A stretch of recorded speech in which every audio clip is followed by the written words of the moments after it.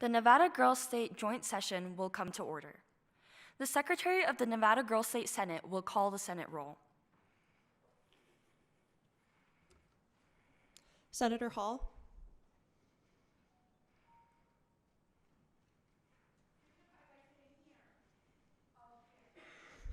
Senator Jacobson. Senator Johnson. Senator King. Senator Lazukic. Senator Lucero. Senator Melendez. Senator Mendoza. Senator Messner. Senator Ortega. Senator Tang.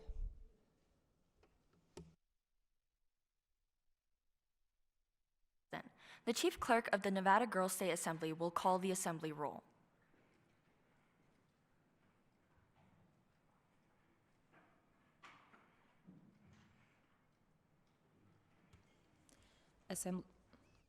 Assemblymember Bertrand, Assemblymember Carrillo, Assemblymember Conte, Assemblymember Espinosa Hernandez, Assemblymember Fitzgerald, Assemblymember Garay, Assemblymember Jolly, Assemblymember Jolly, Assemblymember Lee, Assemblymember Lopez, Assemblymember Minitry, Assemblymember Nave, Assemblymember Olson, Assemblymember Paredes, Assemblymember Pavlik, Assemblymember Sieben, Assemblymember Thompson, Assemblymember Torgerson, Assemblymember Villalobos, Assemblymember Watson, Assemblymember Williams, Assemblymember Belando. Girls State Assemblywomen present. Please stand for the land acknowledgement and remain standing for the invocation by Chaplain Lopez and the Pledge of Allegiance.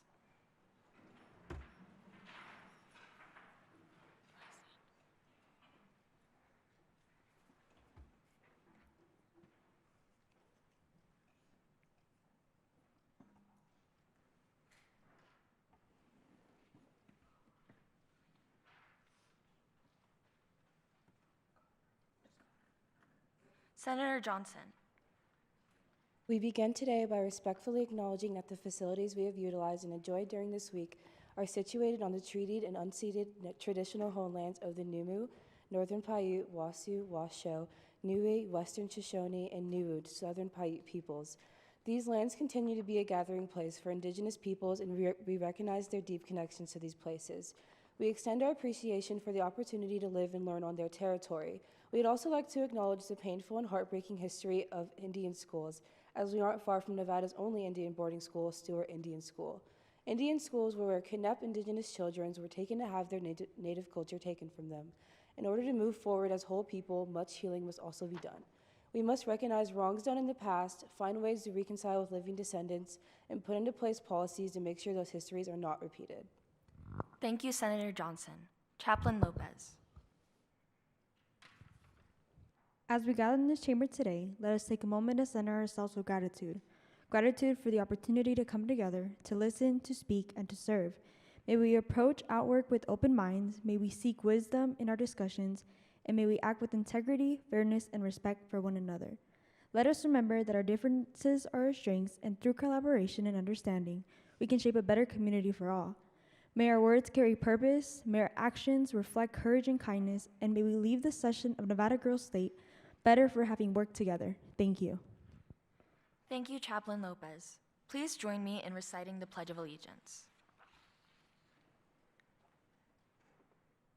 I pledge allegiance to the flag of the United States of America and to the republic for which it stands, one nation, under God, indivisible, with liberty and justice for all. Please be seated.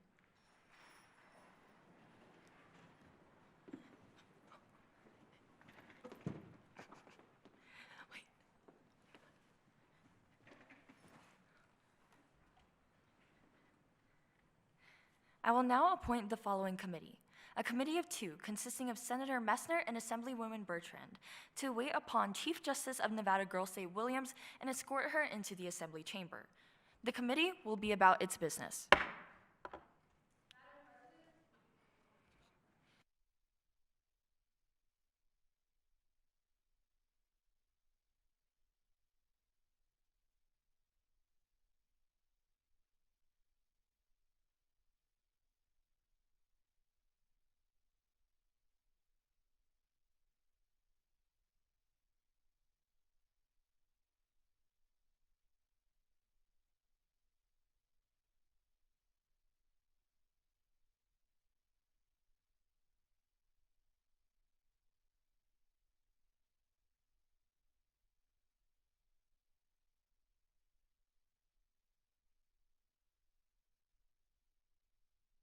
After me.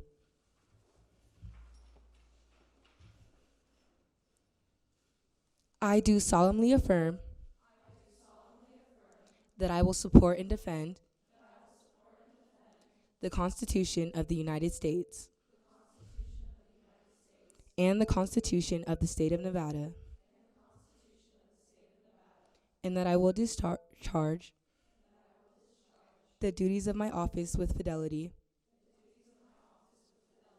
to bring dignity and honor to Nevada Girls State. Congratulations.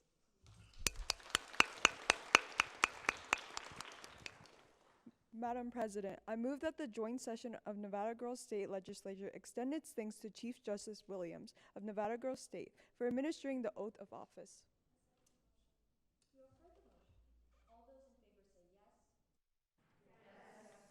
All the opposed say no. Motion carried unanimously. Thank you, Chief Justice.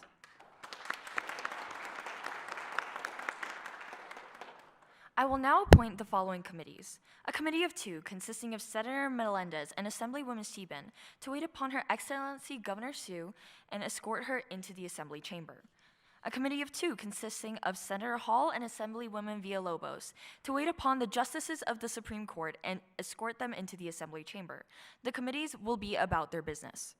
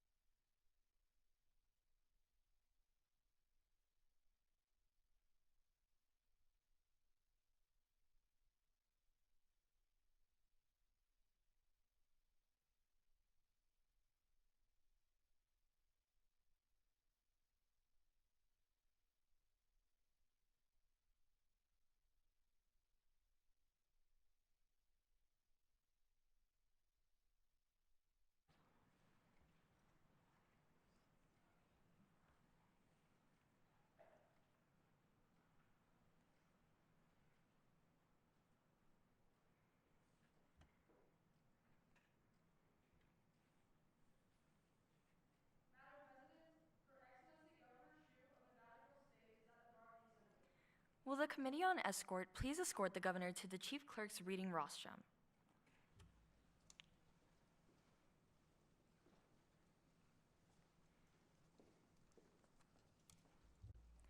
Please be seated, Governor Shu. It is an honor and a pleasure to welcome you to this joint session of Nevada Girls State, and we invite you to deliver your message.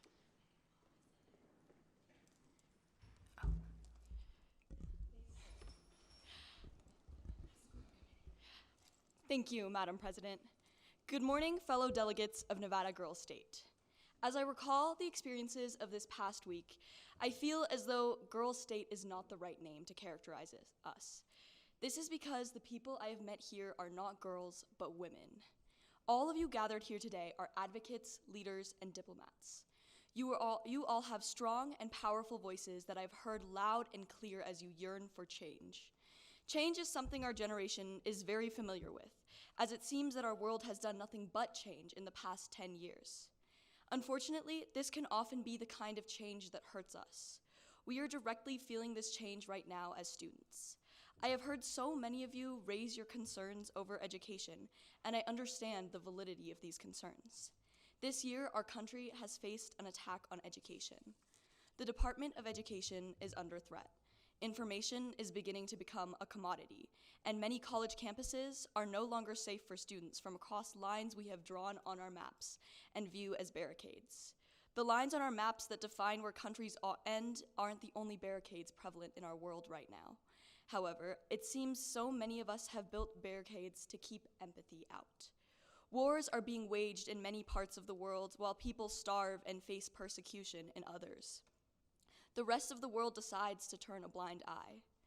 Some of the issues in our world are even happening much closer to our home, as DEI initiatives are being rolled back and our friends are being detained and deported without cause. It seems our world has become so caught up with creating divisions between us that we can no longer recognize the similarities that make us so strong and beautiful. I've mentioned that I value diversity and equity, but I don't believe I've stressed how much I believe These are the things. These are the things that can strengthen our community more than anything else. Nothing is more valuable than having diverse perspectives contribute to discourse intended to inspire change. By closing ourselves off from empathy, we cannot truly open ourselves up to diversity. This group here, however, is a truly diverse one. Everyone here has lived a different experience and has developed differently in response to the change we have become so accustomed to. I admire every single person in this chamber for the strength and assertiveness within them. So amidst all the change and problems of our world, one thing prevails: hope. I have so much hope for our future if that future is in the hands of the women in this chamber with me today.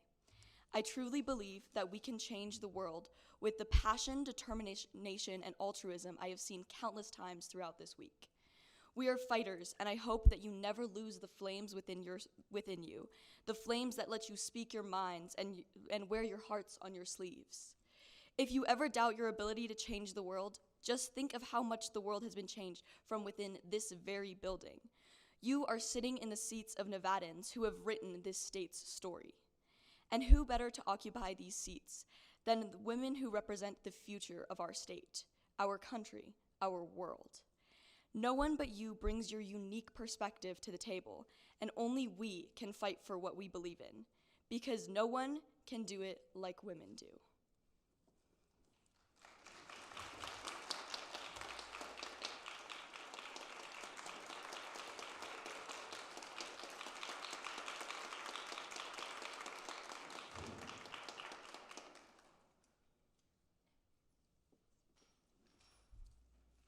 Senator Jacobson.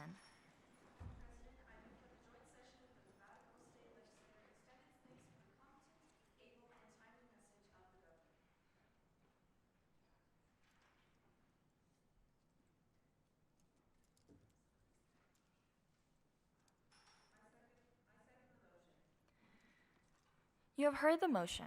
All those in favor say yes. All opposed say no.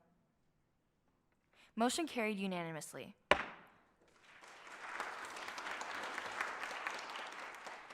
The Committee on Escort will escort the governor to her station at the press box area of the Assembly Chamber.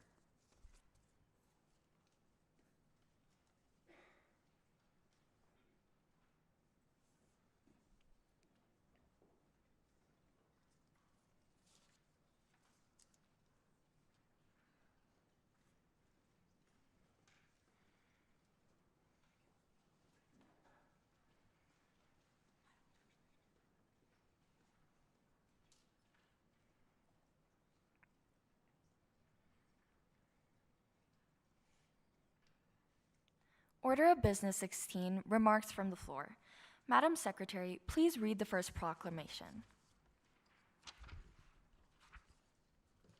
Nevada Girls State Assembly and Senate Joint Proclamation Number 1 expresses the appreciation of the Nevada Girls State for the opportunities offered to them in 2025.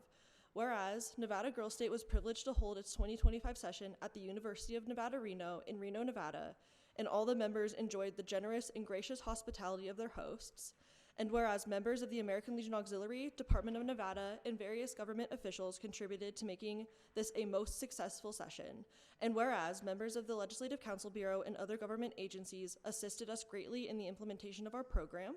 And whereas many citizens and officials of the state of Nevada helped us to successfully attend our program.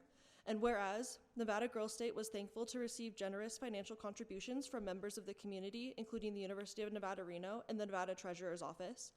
And whereas the 2025 session of the Nevada Girls State provided an opportunity to gather information about government at all levels, now therefore be it resolved by the Girls State of Nevada, assembled in Carson City, Nevada on June 20th, 2025, that the members of the 2025 session express their sincere gratitude and deep appreciation of the American Legion Auxiliary, Department of Nevada, various government officials, members of the Nevada Legislature, and the members of the Legislative Council Bureau who have made possible our participation in Nevada Girls State, and be it further resolved that copies of this proclamation be delivered to the Director of the Legislative Council Bureau for transmittal to the participating government entities cited above, and be it further resolved that copies of this proclamation be delivered to the Director of Nevada Girl State for transmittal to the other citizens and officials cited above. End of proclamation.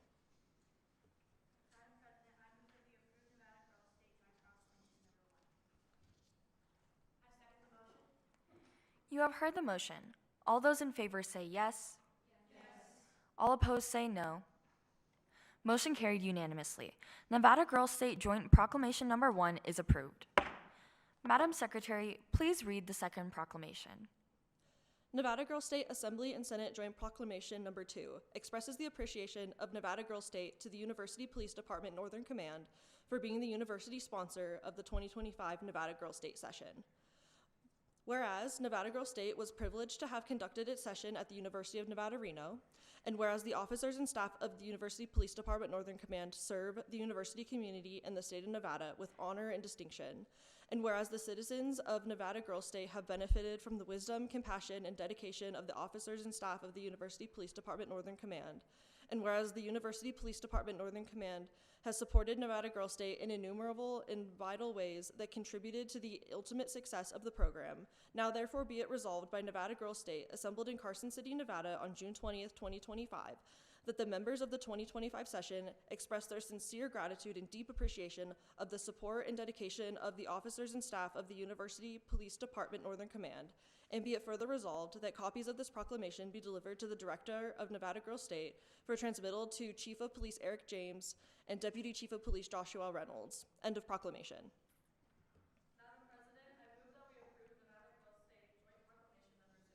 I second the motion. You have heard the motion. All those in favor say yes. All opposed say no. Motion carried unanimously. Nevada Girl State Joint Proclamation Number 2 is approved. Senator Mendoza. Madam President, I move that the joint session of the Nevada Girls State Legislature be dissolved.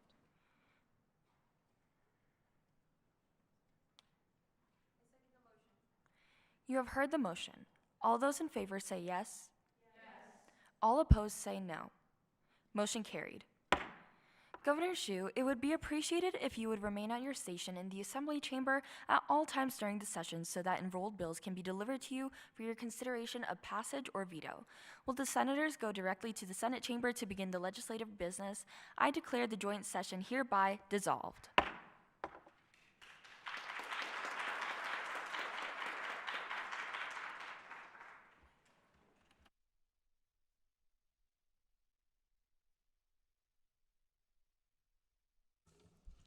Excellent job, y'all. Just as a reminder, whenever you're speaking, even if it's just to do very short, please you turn on the microphone, pick it up, and use it.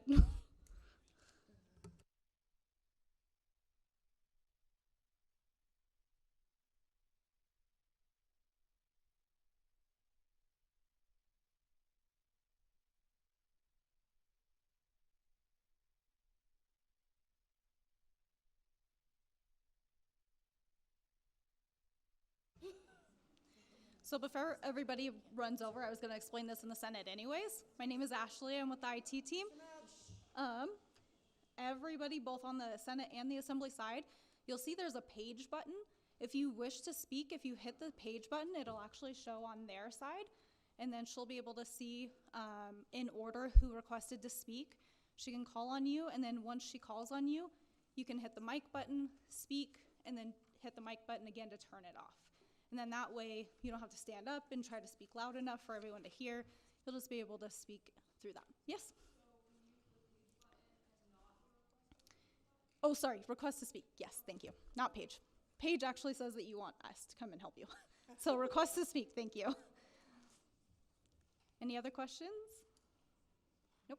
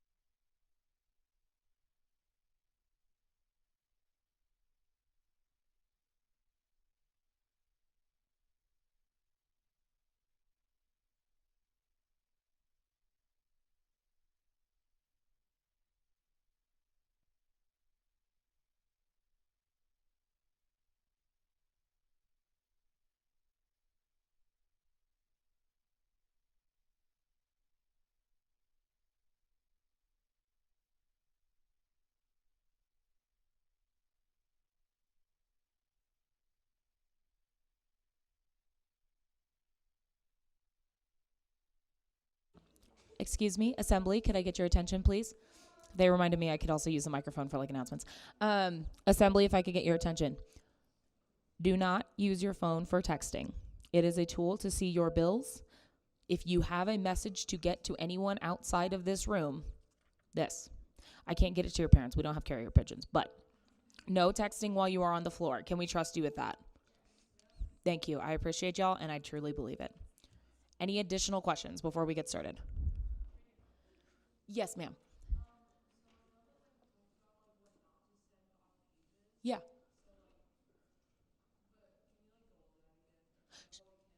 Sure, absolutely. It's kind of basically just nothing mean, right? Stay on topic. We're cool with memes, right? As long as you're paying attention and as long as you're doing your job that you are elected to do. I don't care if you're sending like fun notes of encouragement or memes or whatever, right? But make sure you're paying attention on the floor and that you're doing your job. But just nothing mean. Don't send someone a message being like your bill sucks. Don't do that, right? And like Courtney said, the first note we hear about that does that will end this forever. So please, please, please, please, for the delegates that will come after you, which trust me, they will, right? Please don't ruin that system. We're putting our faith and trust in you.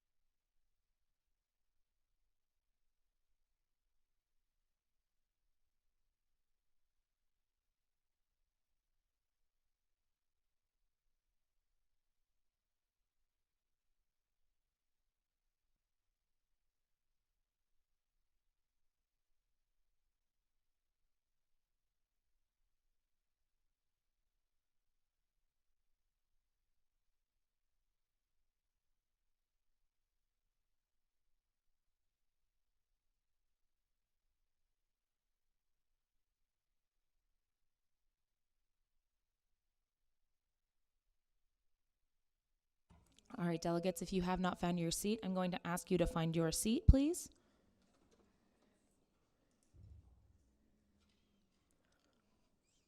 All right, thank you. Just before we get started, I did want to let anyone in this body know that if you have any questions while I'm up here at the dais, please go to Olivia, and if it's something that Olivia can't help you with, she will pull me to the side. Sound good? Okay. How are we all feeling? Good? Are you ready? Okay, I've got y'all. You got each other. This is going to be great, okay? All right, Madam Speaker, whenever you're ready.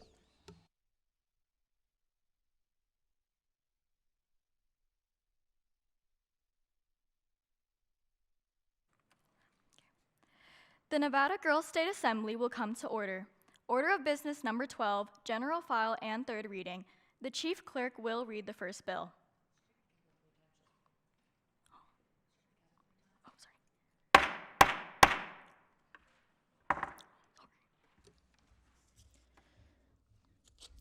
Assembly Bill Number 1, an act that will establish the official symbols and statements of identity for the city of Buckley in Nevada Girls State.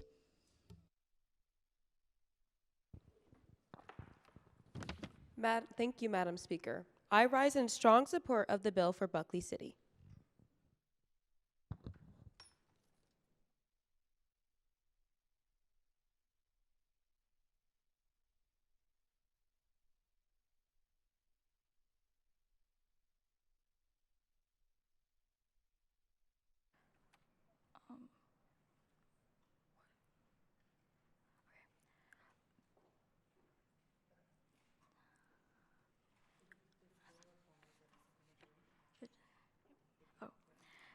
This bill raises revenue. This bill requires a simple majority in order to pass. The chief clerk will call the roll.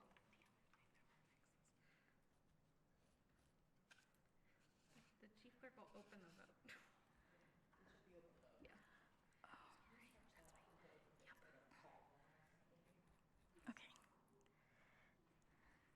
Just as a quick warning to y'all, every single bill is going to say failed. That doesn't mean it actually failed. We will note the passes and fails, okay? It's just the way the system's going to do the math, okay? Also, make sure that you wait for the speaker to call on you before you rise. That was fine because it's scripted, right? Okay, thank you.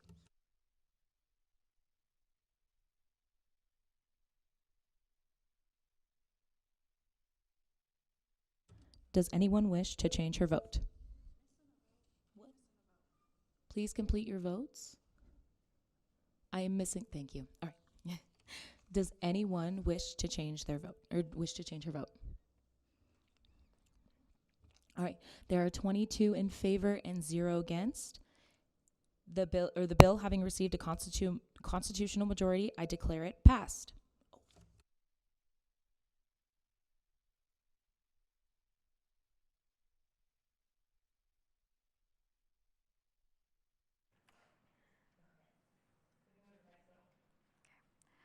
Order of business number 7, messages from the Senate.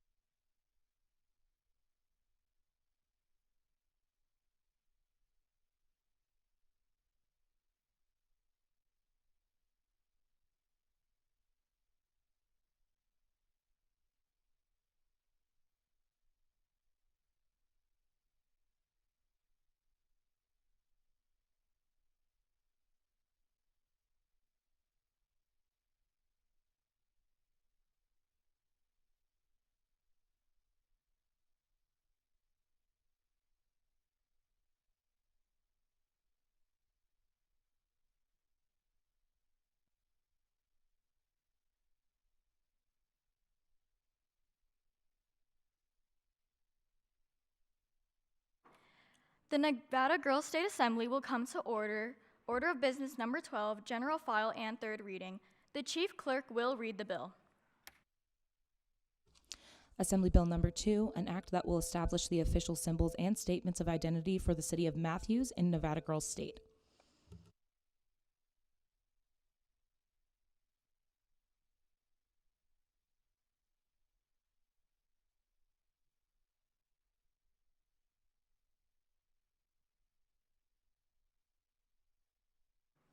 Assembly Member Gurrea. Thank you, Madam Speaker. I rise in strong support of this bill for Matthews City. As I look around this room, I see Matthews women not only participating, but thriving in positions of office. While living in Matthews City for such a short time, I have made friendships I can't see myself living without. Within our city meetings, we thoroughly enjoyed creating the items you see before you. The unity, friendship, and courage they represent, along with the character of each woman in Matthews City, is a strong reason this bill should pass.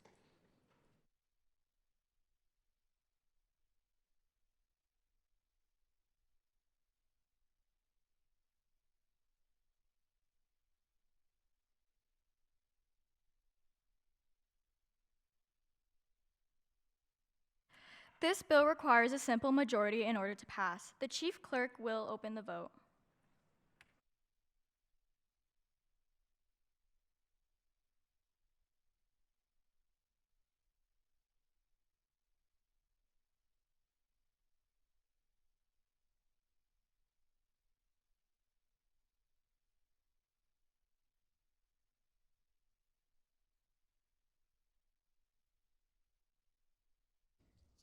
Does anyone wish to change her vote? The bill having received a constitutional majority, I declare it passed. There are 22 in favor and 0 against.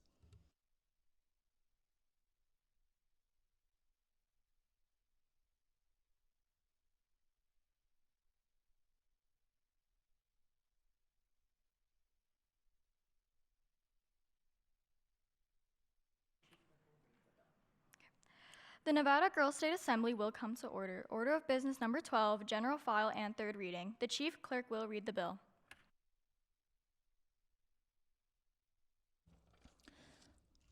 Assembly Bill number 3, an act that will establish the official symbols and statements of identity for the city of Winnemucca in Nevada Girls State.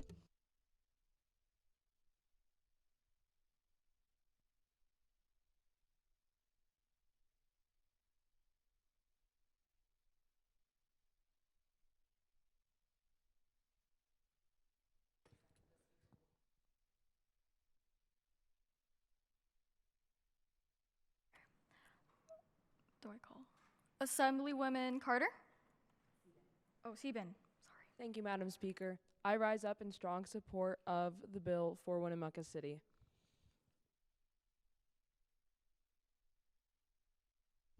Is there any additional debate on the floor?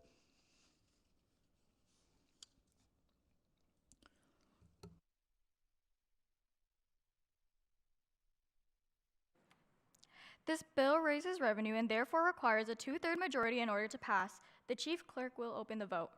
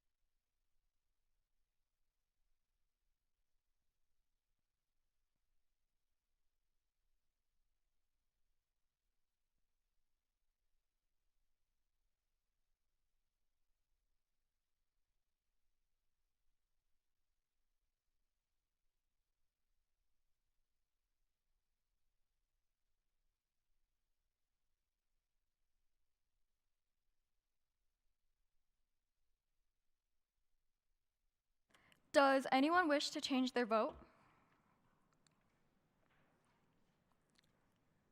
There are 22 in favor and 0 against. The bill having received a constitutional majority, I declare it passed.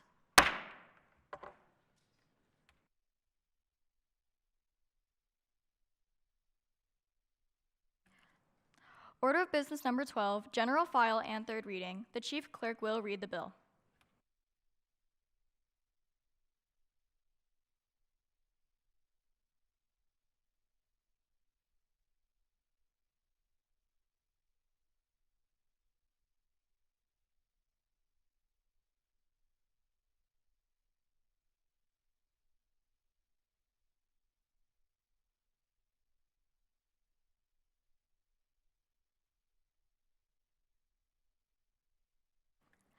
Order of business number 7, messages from the Senate. To the Honorable Assembly, I have the honor to inform your honorable body that the Senate this day passed SB 1.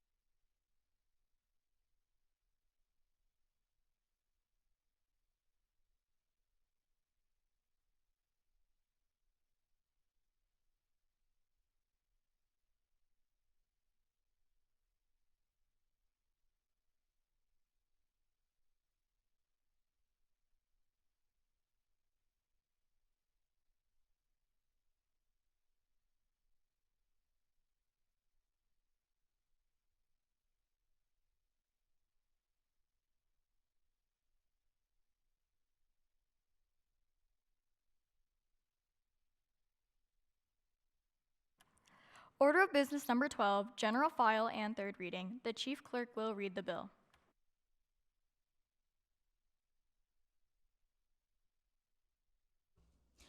Senate Bill Number 1, an act that will establish the official symbols and statements of identity for the city of Cafaretta in Nevada Girls State.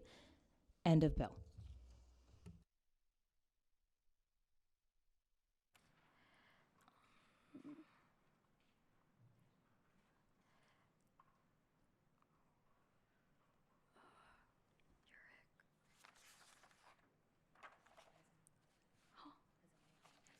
Assemblywoman Paredes?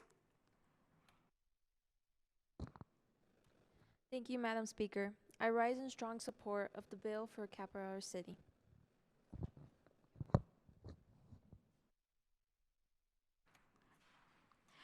This bill requires a simple majority in order to pass. The chief clerk will open the vote.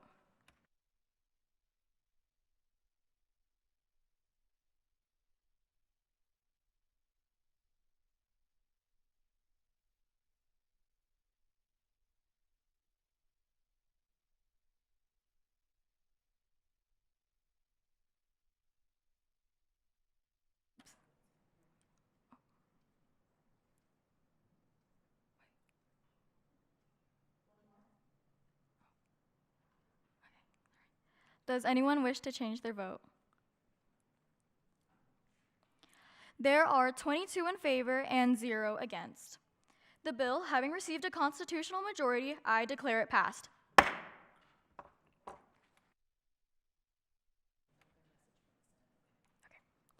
Order of business number 7, messages from the Senate. To the Honorable Assembly, I have the honor to inform your honorable body that the Senate this day passed SB 2.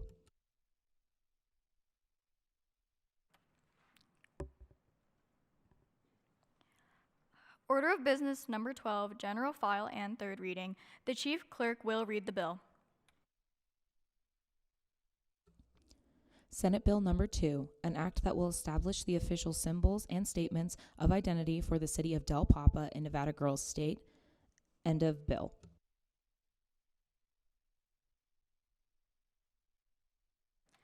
This bill requires a simple majority in order to pass. The chief clerk will open the vote.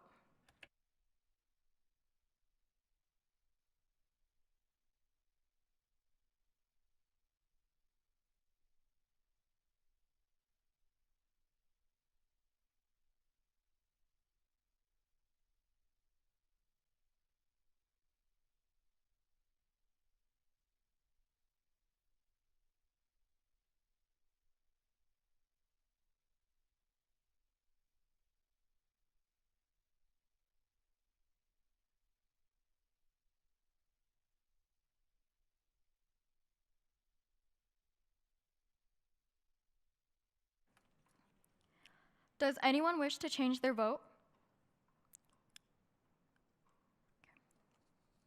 There are 22 in favor and 0 against. This bill, having received a constitutional majority, I declare it passed.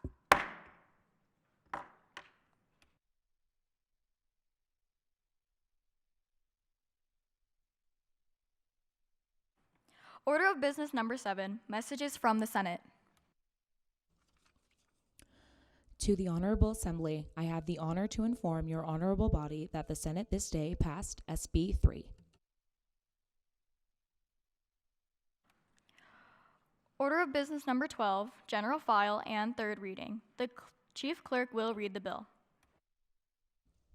Senate Bill Number 3, an act that will establish the official symbols and statements of identity for the city of Wagner in Nevada Girls State. End of bill.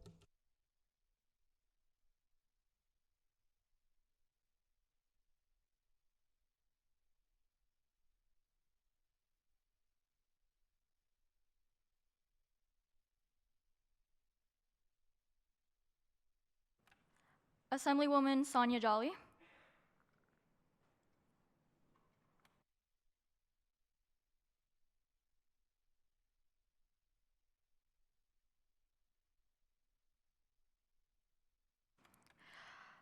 Assemblywoman Thompson.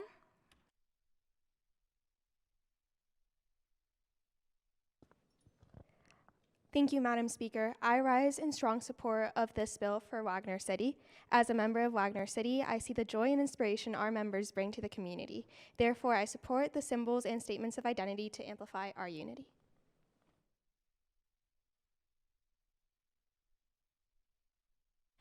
This bill requires a simple majority in order to pass. The Chief Clerk will open the vote.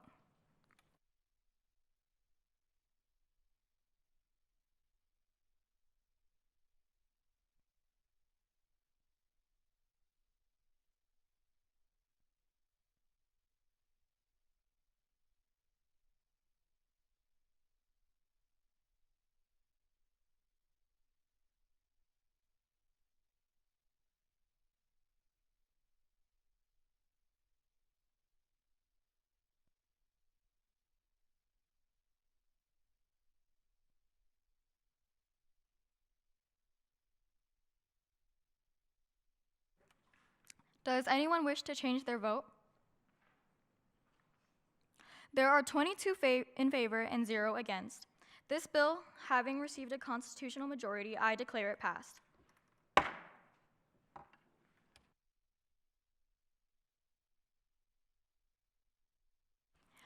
Order of Business Number 12, General File and Third Reading. The Chief Clerk will read the bill.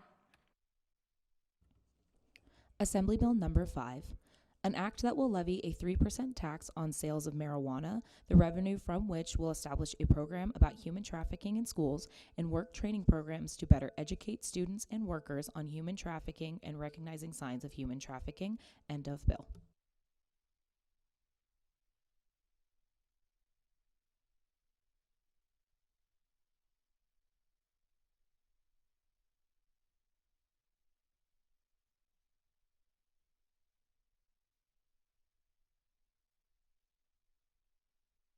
Assemblywoman Pavlik.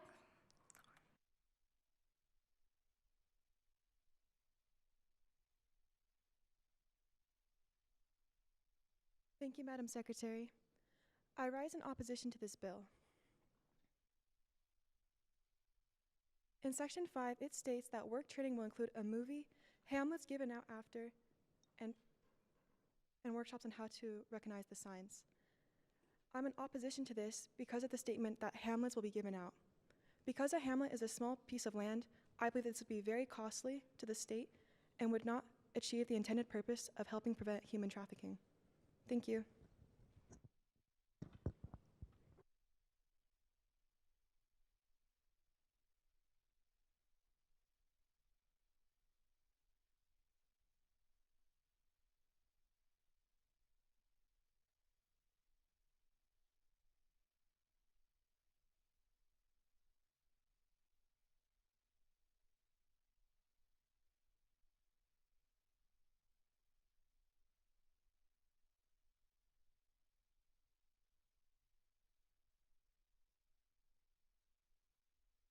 Assemblywoman Williams.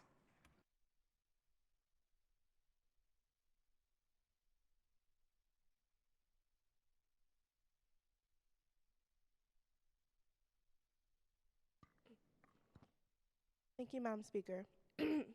I rise in support of this bill. Human trafficking should be taught in schools to protect students and raise awareness. Many young people don't realize how traffickers target teens, often through social media, fake friendships, or job offers. Teaching students the warning signs helps them stay safe, recognizing danger and know where to get help, just like how we teach about bullying or drugs. This is about prevention and protection. Knowledge can save lives.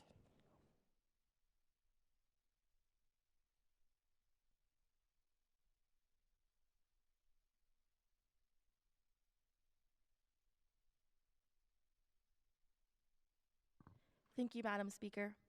I rise in support of this bill because human trafficking is not just a distant issue. It's happening here in Nevada, oftentimes undetected and unaddressed. This legislation proposes a 3% tax on marijuana sales, an industry already taxed for education and health, and uses it to fund something priceless: protection. It establishes statewide training in schools and high-risk workplaces, empowering students, teachers, and workers to recognize and report the signs of trafficking. By integrating this training into existing classes like health and history and offering opt-outs for parents, the bill respects choice while reinforcing awareness. It also ensures those in vulnerable positions, bartenders, electricians, nurses, receive the tools to intervene safely and effectively. We cannot fight what we refuse to name. This bill gives our communities the language, resources, and confidence to identify trafficking and act. For the sake of prevention, protection, and real public safety, I urge a yes vote. Thank you. Thank you. Assemblywoman Lee?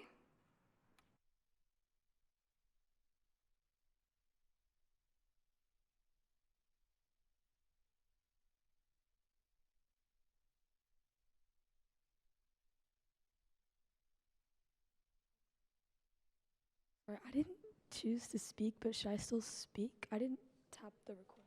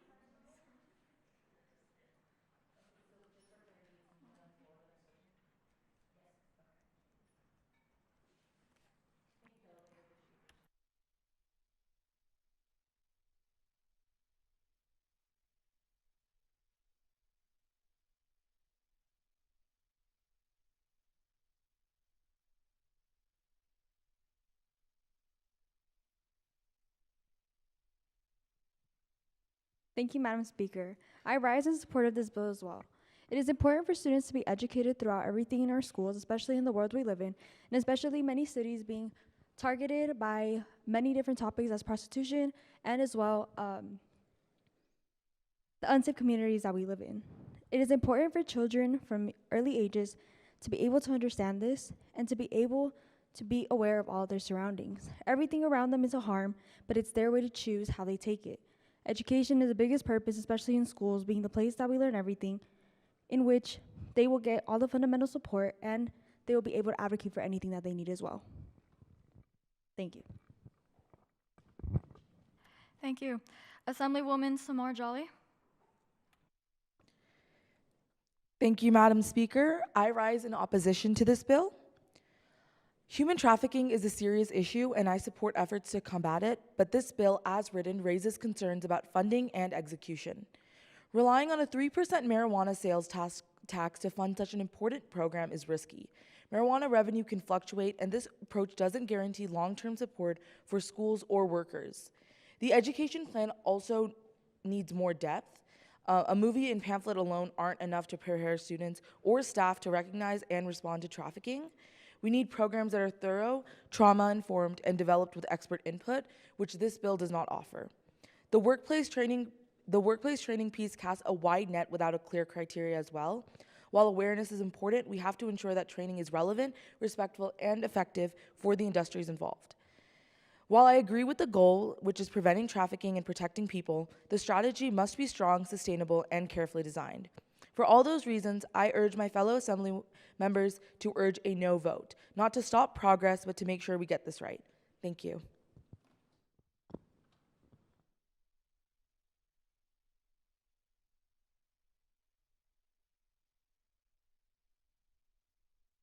Assemblywoman Minitry?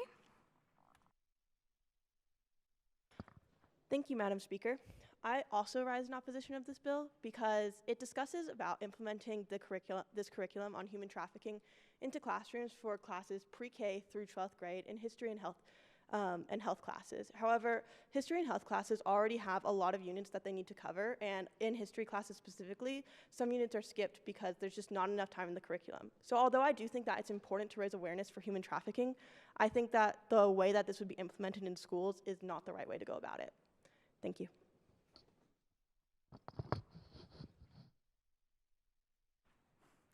Assemblywoman Nave?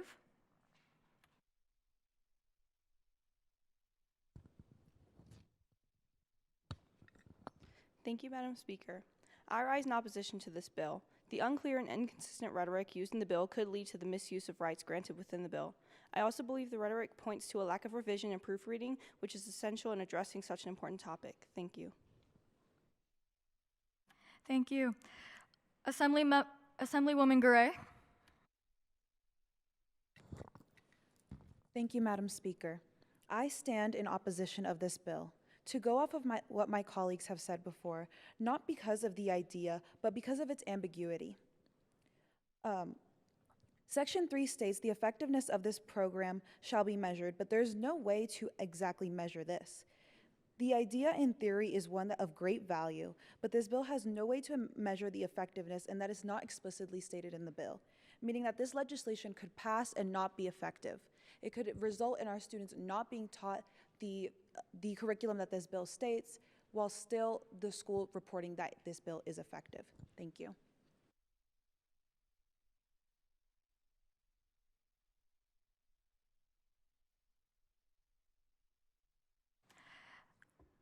Assemblywoman Sieben.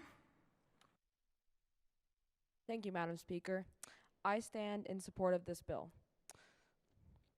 I think that an increase in public signage will remind people that they are being affected by human trafficking, that they can speak up and someone can help them in whatever situation they are in. I also believe that implementing curriculum in grades 6 through 12 can also remind people our age that if they are in a difficult situation, they can do something about it. Thank you.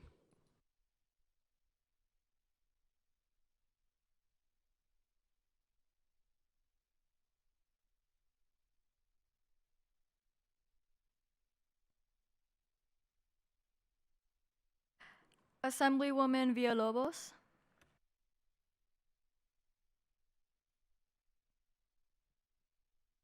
Thank you, Madam Speaker. I rise in support of this bill.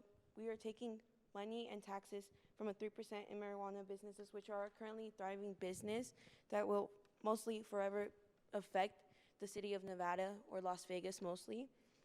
We can steer children, adults, to learn about the education of human trafficking. It doesn't have to go full in detail, but we often too much fail to recognize the signs of human trafficking, especially down in casinos where tourism is such a big thing, and sometimes all these traffickers may not realize that these people will be missed, and also take accountability that majority of human trafficking victims are brainwashed and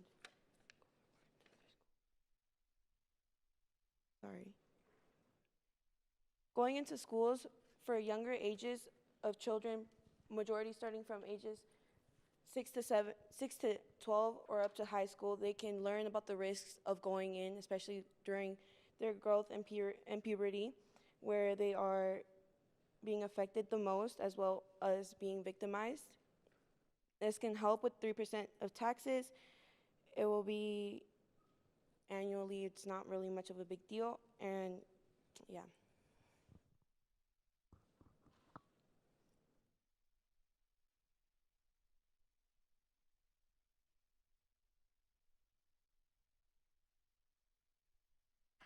The time has expired on this bill. This bill raises revenue and therefore requires a 2/3 majority in order to pass. The chief clerk will now open the vote.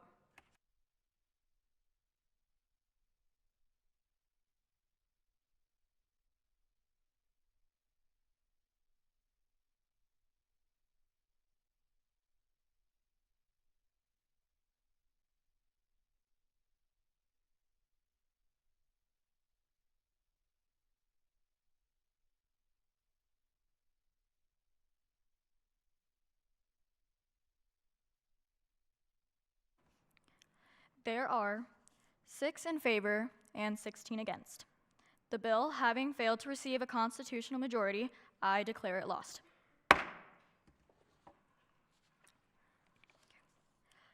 Order of business number 12, general file and third reading. The chief clerk will read the bill.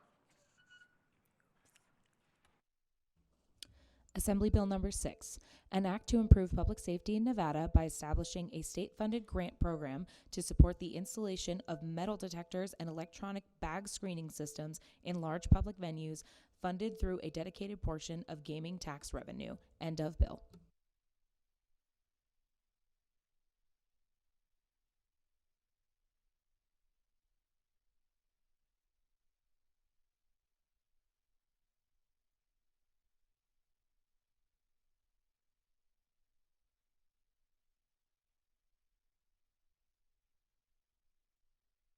Assemblywoman Lee.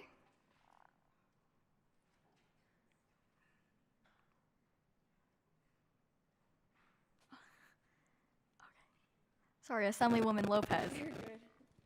I rise in support of Assembly Bill number 6 because it's a smart, balanced step toward improving public safety in Nevada. This bill creates state funding grant programs to help large venues install metal detectors, back-screening systems, the same kind of tools that we trust in airports. It gives cities and venues resources that they need to protect Nevadans without compromising personal rights or privacy. Funding comes from small portions of gaming tax revenue, just 3.6%, and goes directly toward making our shared spaces safer for family, workers, and visitors. Thank you. Thank you. Assemblywoman Thompson. Thank you, Madam Speaker. I also rise in support of this bill. This bill will provide more safety tools for fellow Nevadans and will hopefully prevent unsafe conditions such as shootings and guns in public spaces. Thank you.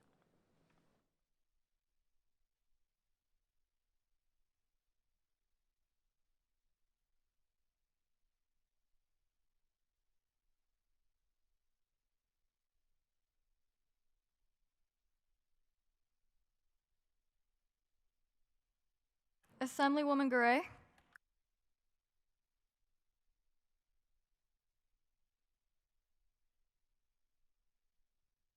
Thank you, Madam Speaker. I rise in support of this bill. The inclusion of signage that informs people that the places where they are entering will include these metal detectors makes it so, as my colleagues have stated, does not infringe on constitutional rights and can create a safer Nevada. With the accessibility of weapons in our state, this bill must pass, as it can decrease the number of incidents we see in large private spaces every day. Thank you.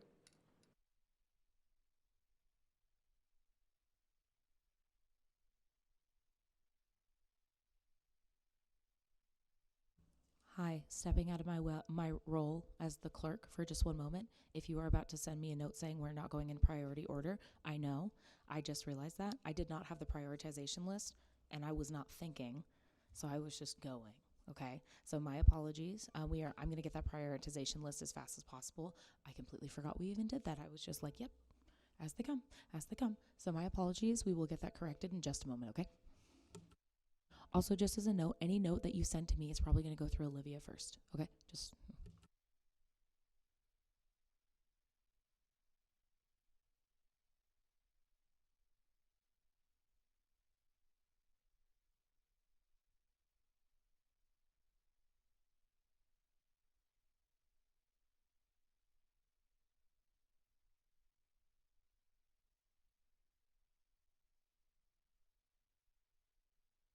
Assemblywoman Paredes.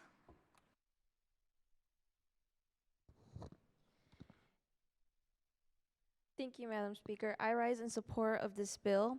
In Section 4 and Section 5, these are good sections because they support and follow and help make people realize that where they're about to enter, it shows them that if they have any weapons, that it will be exposed and will be shown, so they have the decision whether to go through with the venue or not. And then the grant state venues that encourage to implement the security measures also help provide and support when it comes to the metal detectors.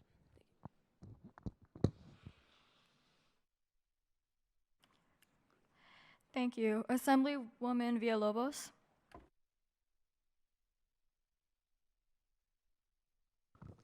Thank you, Madam Speaker. I rise in support of this bill because over the last few years, gun violence has drastically increased in our schools, casinos, and almost everywhere we walk.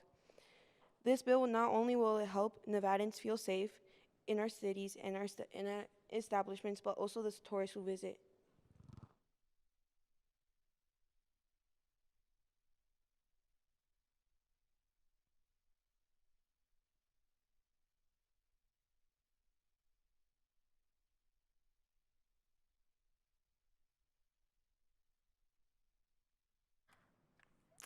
Assemblywoman Lee.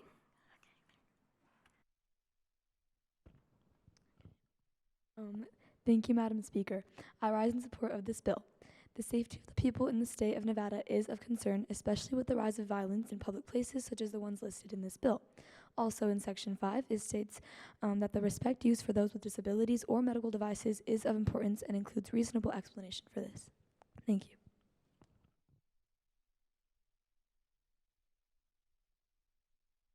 The time on this bill has expired. This bill requires a oh, sorry. Oh, wait.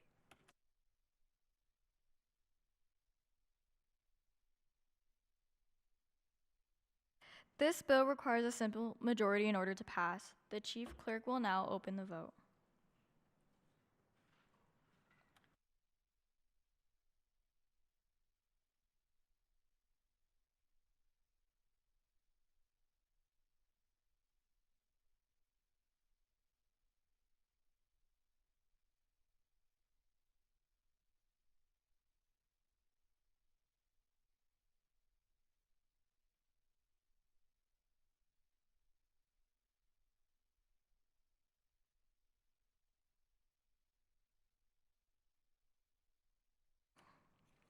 Does anyone wish to change their vote?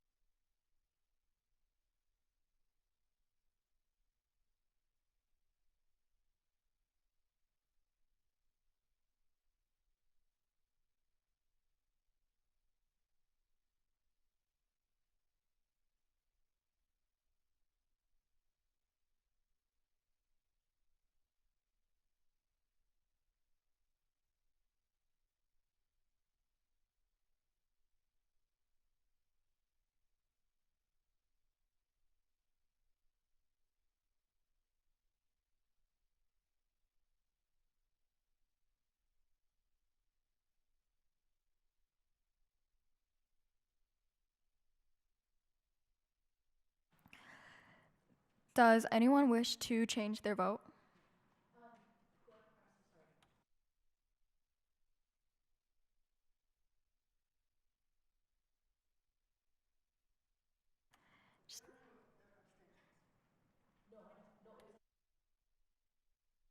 Just to check, does anyone wish to change their vote? There are 18 in favor and 4 against. This bill having received a constitutional majority, I declare it passed.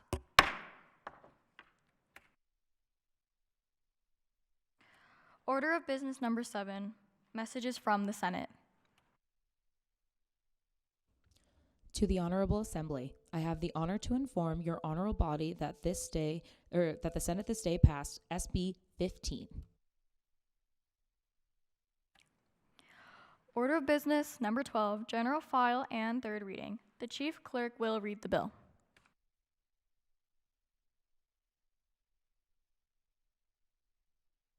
Senate Bill 15, an act that will reallocate funds used for share and health classes in public schools to now incorporate a curriculum including female anatomy and biological function studies, i.e., sexual health, reproductive health, and healthcare, mental and physical.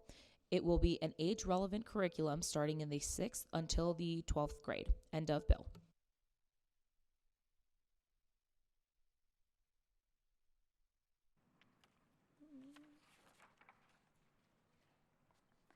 Assemblywoman Thompson.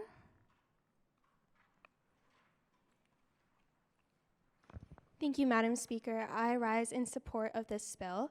Teenagers are usually not taught about mental health, and especially teenagers involved in teen pregnancies and STIs, and these are often not taught in schools. And these dangers pose a threat to mental health declines. And according to America's Health Ranking, teens experiencing mental health crises have been connected directly to the likelihood of dropping out of schools. Thank you. Thank you. Assemblywoman Torgerson.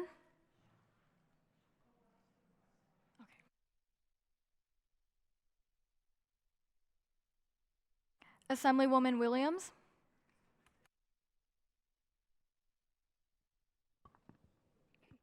Thank you, Madam Speaker. I rise in support of this bill.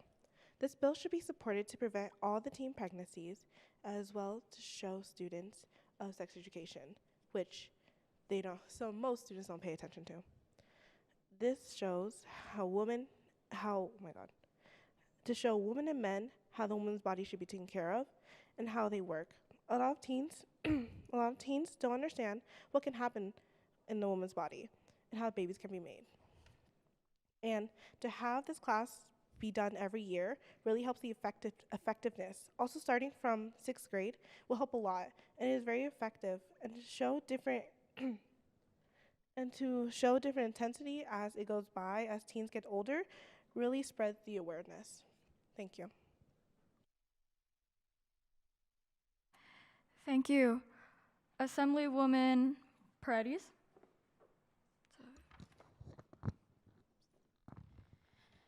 Thank you, Madam Speaker. I rise in support of this bill. As many young girls who may not have someone in the family to be able to educate them about feminine products, hygiene, and how to take care of their body as they're growing, this will help them be more comfortable within themselves and provide services that should be free in Nevada. Thank you.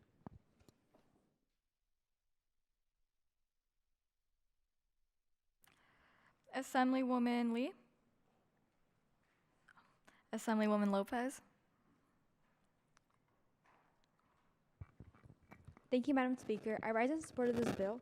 Section 3 talks about how facts should be taught to all genders, especially when it comes to yeast infections, PCOS, and UTIs. Many children go into sexual intercourse without knowing the causes that could happen, especially when they aren't taught to be prepared. Many kids our age, sadly, are already very experienced in that sort. So they go in with kids who aren't as experienced, and this causes a lot of diseases to be transferred throughout. Many parents don't talk about this to their kids, either for religious or for personal reasonings. So I believe that it being taught in schools should be very important, because this is the only way that they'll ever learn. Thank you. Thank you. Assemblywoman Samar Jolly. Thank you, Madam Speaker. I rise in support of this bill. I would like to echo everything that my fellow assembly members have shared, but I would also like to focus on the importance specifically of teaching female anatomy and for students to learn more about the female reproductive system. In our society, childbirth tends to be something very stigmatized, and a lot of people don't tend to know a lot about the process until they actually go through it themselves. And it's important for students of all gender identities to have some knowledge about this, because it is likely that they will be in a situation where they will have to make informed health decisions about childbirth, either for themselves or for someone that they love. And for that reason, I'm in support of this bill. Thank you. Thank you. Assemblywoman Pavlik. Thank you, Madam Speaker. I rise in opposition of this bill. While I agree that incorporating classes about female anatomy is very important, I find that this bill is too vague. It states that the curriculum will be incorporated with health classes, but also that it'll go through 6th through 12th grade. I know that in some school districts, there is only one mandatory health class taken between 6th and 12th grade. Additionally, nowhere in this bill does it state whether or not this class is voluntary. It's unclear whether this is a mandatory class to graduate or just an elective that's available. Thank you.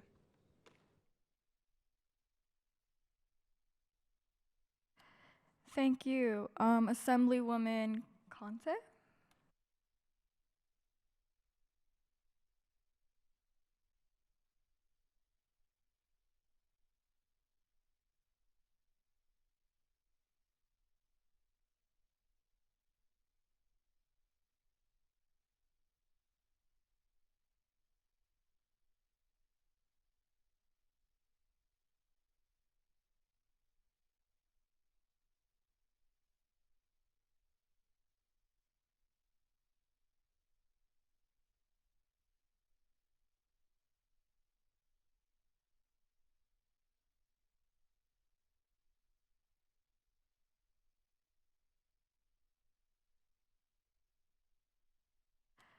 Assemblywoman Espinoza Hernandez.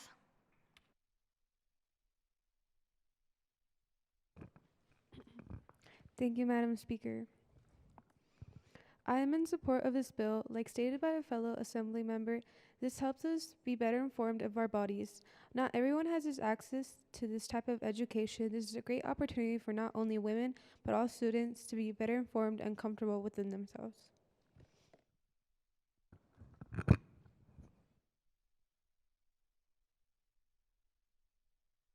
Assemblywoman Watson.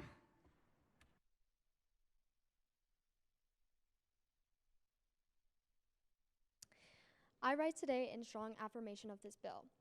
My reasons why are as follows. First, Nevada is facing a health crisis. According to the Nevada Division of Public Behavioral Health, over 3,000 teens aged 15 to 19 gave birth in this year, 8 a day. Many of these pregnancies are unplanned, and pregnant teens can unknowingly pass untreated STIs to their children. This isn't just a statistic, it's a public health issue. Second, menstruation and reproductive health are misunderstood. Many students don't learn about hygiene, abnormal symptoms, or serious conditions like PCOS and endometriosis. Without this knowledge, students can't identify or manage their own health issues. Third, mental health matters. Teen pregnancy, untreated STIs, and confusion around puberty often lead to anxiety, depression, and even school dropout, as reported by America's Health Rankings. Educating students of all genders helps reduce stigma and protect mental wellness. This bill creates a modern, medically accurate curriculum tailored by age, building awareness gradually from basic concepts in middle school to advanced topics by senior year. It doesn't just inform students, it empowers them. For the health, safety, and future of Nevada's youth, I urge a yes vote on this bill. Thank you. Thank you, Assemblywoman Gray.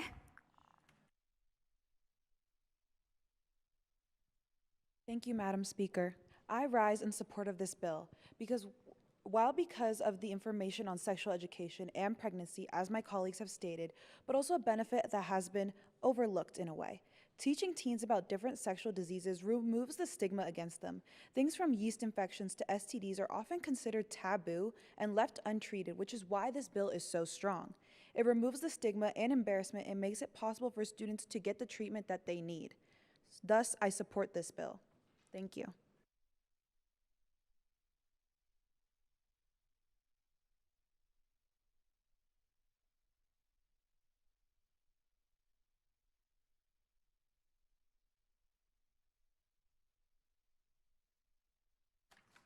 The time on this bill has expired.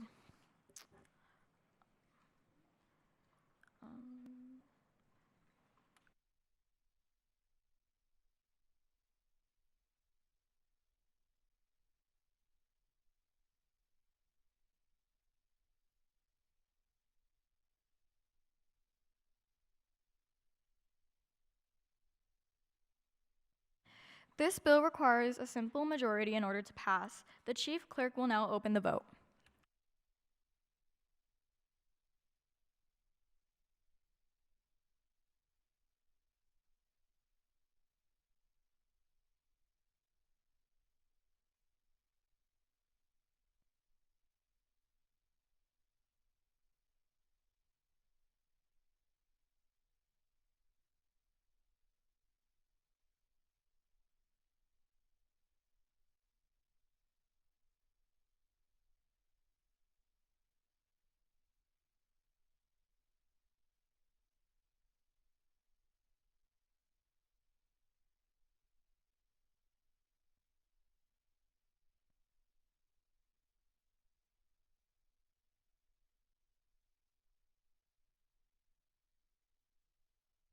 Does anyone wish to change their vote? There are 22 in favor and 2 against. This bill having received a constitutional majority, I declare it passed.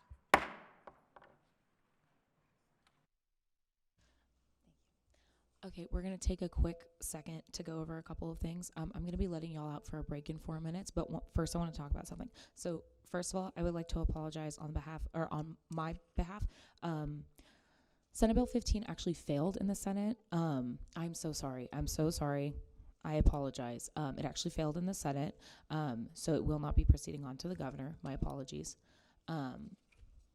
My apologies. That was our first failed bill. I had not received a failed bill from the Senate yet, and I didn't notice. So my apologies. I do want to say that was a really, really good floor debate, though, and I'm glad you got time on that. So once again, my apologies profusely. I would also like to apologize on behalf of Courtney. Courtney wanted me to say that that was her mess up in more strong words, that I was not given the priority list. So she wanted to apologize to all of you. So what we're going to be doing now is we are going to be moving on to an assembly bill, and then I want to give you a break, and then we've got a couple messages from the Senate, okay? I just want to level set with everyone because I know we're kind of figuring it out together, okay? Sound good? Okay. So.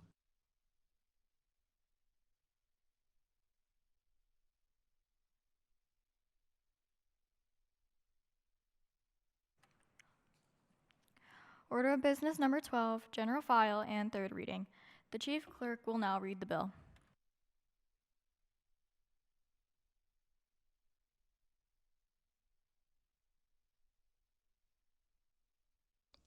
Assembly Bill number 43, an act that will ban menstrual products referred to as tampons that contain harmful chemicals from the state of Nevada and require that all packaging for menstrual products contain a clear list of all product ingredients. End of bill.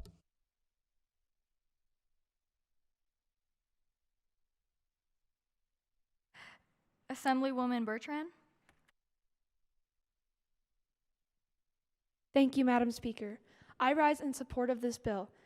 As the author, I know that tampons can contain a lot of harmful chemicals that go straight into our body, especially because the vagina has the most absorbent skin in all of our organs. As I stand today, I want to mention that tampons contain multiple different chemicals that we still don't know all of them. There are 16 different metals that have been found in different studies. And in Section 2, it says that these chemicals get released directly into our bloodstream and have been correlated with causing endometriosis, ovarian cysts, and thyroid issues, and even in the worst cases, infertility. I believe that if tampons are banned and given the chance to take these chemicals out, they will be able to label them and sell them in Nevada stores once again, and we will all be healthier and Nevada's birth rates will rise. This will also make tampons a lot less expensive because there will be less chemicals and products that are going into it, so it takes less time. The products are used by a majority of women. 50 to 80% use tampons monthly. Pads also have issues, but they aren't used as much as tampons due to people playing sports, going swimming, or just it being more comfortable.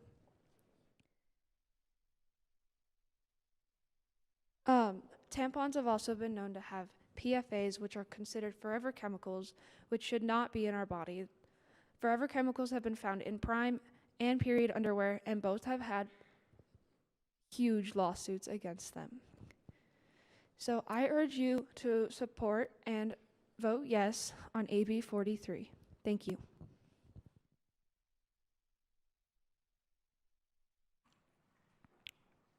Thank you. Assemblywoman Sonia Jolly. Thank you, Madam Speaker. I stand in opposition to this bill, not because I oppose transparency or public health, but because I worry about who will bear the cost. While banning harmful chemicals in menstrual products is a worthy goal, this legislation does not account for the economic reality it will create.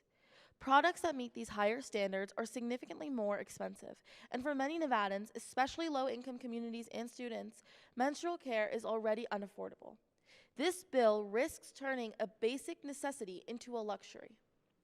Additionally, while it cites a New York law requiring ingredient labeling, that law did not include a statewide ban on certain products. Nevada would be going a step further without ensuring that affordable, safe alternatives are widely accessible. Let's not solve one health crisis by creating another rooted in inequity. I urge us to reconsider the scope of this bill and explore ways to expand safe options without limiting affordable access. Thank you. Thank you. Assemblywoman Lopez.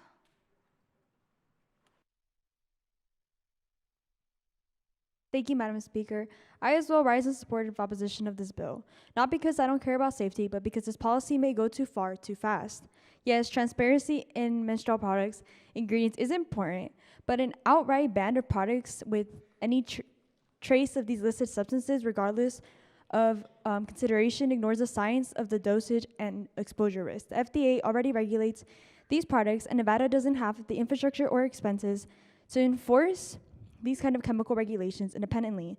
This bill could also put small manufacturers at disadvantage while giving large companies more control over the market. That doesn't help consumers, it limits their choices and raises prices. Instead of rushing for a ban, let's push to clear labeling at work with federal agencies to hold companies accountable through proven scientific standards. Thank you. Thank you. Assemblywoman Samar Jolly. Thank you, Madam Speaker. I rise in opposition to this bill. While this bill comes from the best intentions, this legislation is not the right step for our constituents. This bill provides no details as to whether companies will be able to sell the stock which remains in Nevada, which would result in massive losses and would likely mean raised prices. As a smaller state, companies could choose to stop selling in Nevada, leaving women with a smaller, more expensive market.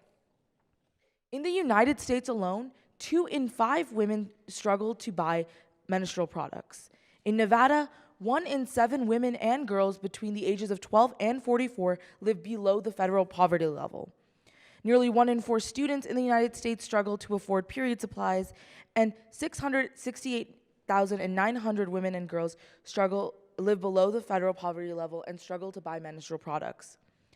It's not the idea of this bill that I'm against, but the fact that we can't choose to move forward with this bill if it means leaving behind hundreds and thousands of administrators who rely on these products because they're not a luxury but a necessity. So furthermore, I would also like to emphasize that this bill doesn't necessarily create any alternatives for affordable menstrual products, and considering that, even though I 100% agree with the idea behind it, this is a step back rather than a step forward. Thank you.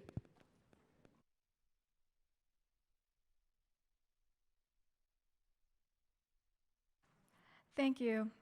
Assemblywoman Miller? Watson, my apologies. Thank you, Madam Speaker. I rise in opposition of this bill. While the goal of protecting public health is admirable, the legislation is flawed in ways that make it impractical, vague, and potentially harmful to the very people it aims to help.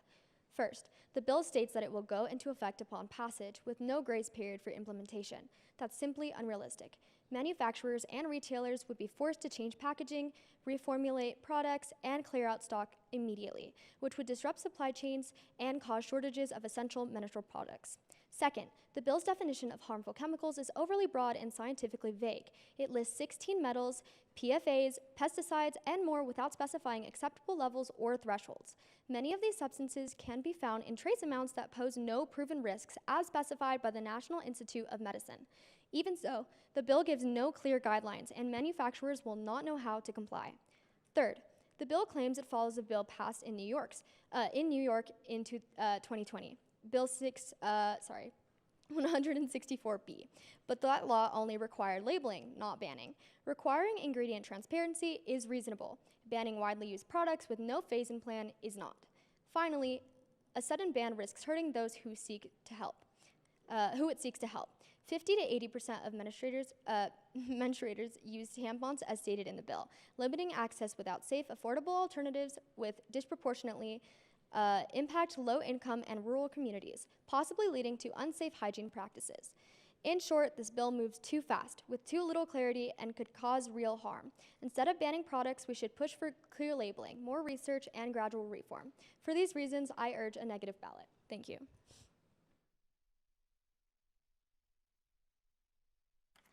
Assemblywoman Fitzgerald?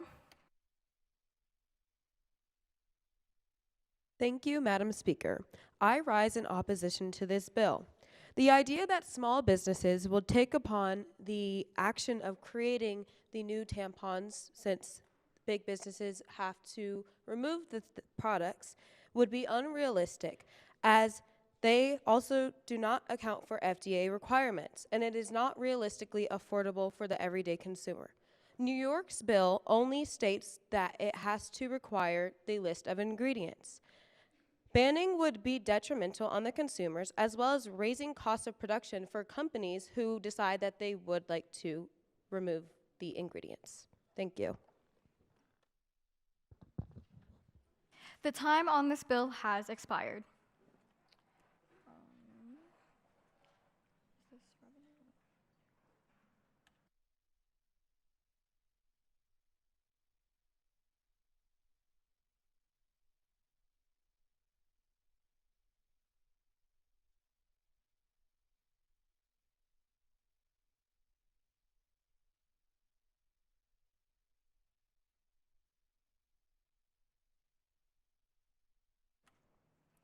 This bill requires a simple majority in order to pass.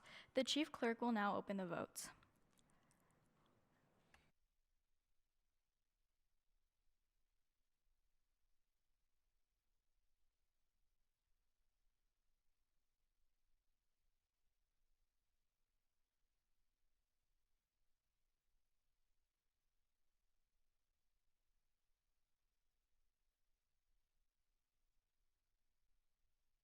Does anyone wish to change their votes at all?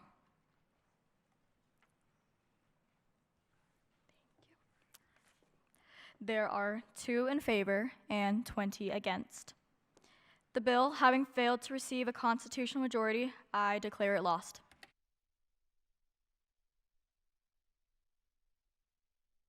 All right, everyone, we're going to take a quick break, but before we do that, I just wanted to give you an update on what we're going to do, okay?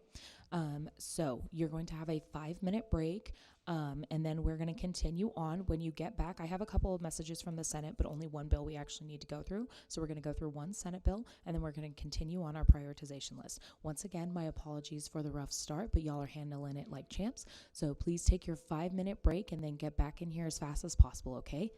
All right, thank you so much. Also, pages, if you're in here, anything that needs to come to me can come to me, okay? I will delegate it as needed.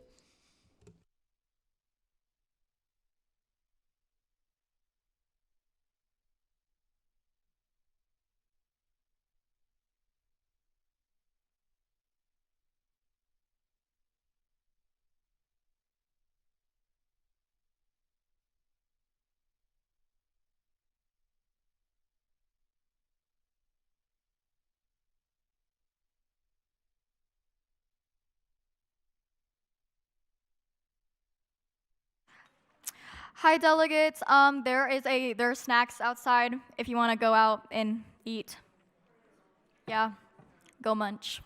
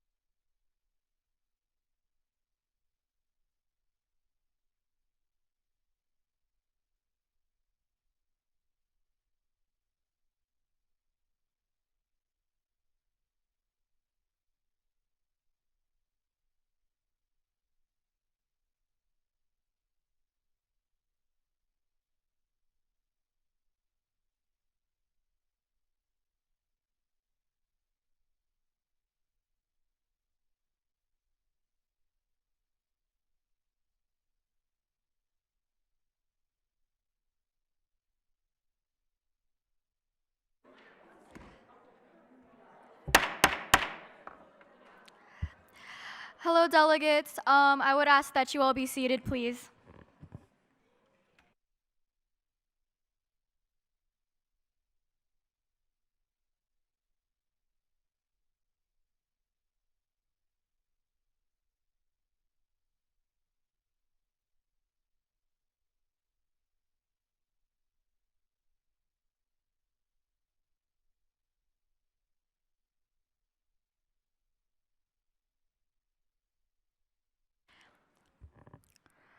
Order of business number 7, messages from the Senate. Before I give you your new messages from the Senate, I just wanted to clarify, my apologies. SB 15 did pass in the Senate, and we as a body passed it as well. So it will be sent to the governor. So congratulations, you have sent a bill to the governor. I wanted to clarify that SB 14 did not pass. They got mixed up in my hands, and they are SB 14 and 15, and I got it mixed up. So my apologies, okay? So we are back on track now, and I appreciate your time and patience. Okay, so. To the Honorable Assembly, I have the honor to inform your honorable body that the Senate this day did not pass SB 14. To the Honorable Assembly, I have the honor to inform your honorable body that the Senate this day did not pass SB 27. To the Honorable Assembly, I have the honor to inform your honorable body that the Senate this day did not pass SB 6. To the Honorable Assembly, I have the honor to inform your honorable body that the Senate this day passed SB 29.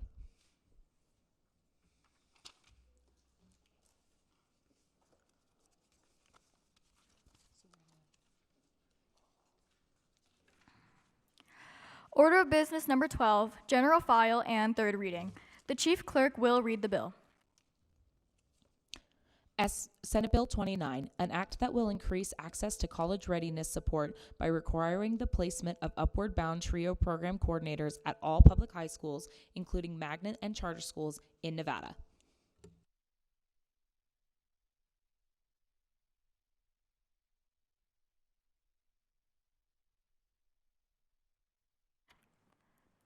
Assemblywoman Watson.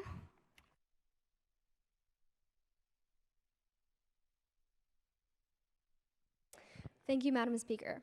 I rise in support of this bill to increase access to college readiness support by requiring TRIO Upward Bound program coordinators at all public high schools in Nevada. First, this act directly addresses the challenges faced by first-generation and low-income students who often lack the guidance needed to navigate the college admissions process. Upward Bound coordinators will provide crucial services like tutoring, FA, FSA help, scholarship guidance, and career exploration. Second, by placing coordinators at every public high school, including magnet and charter schools, we ensure equitable access to college readiness resources, no matter the school's demographics or location. Third, this bill smartly uses existing federal TRIO funding combined with supplemental state funds, making the program sustainable without overwhelming local budgets. Fourth, the collaboration between school districts and nearby colleges will ensure coordinators are well connected and able to offer up-to-date college information and support. Finally, requiring annual elevation guarantees the program's effectiveness and fairness over time, allowing Nevada to continuously improve support for its students. This act empowers Nevada's youth, especially those from unserved backgrounds, to succeed in higher education and beyond. For these reasons, I urge you to vote yes. Thank you.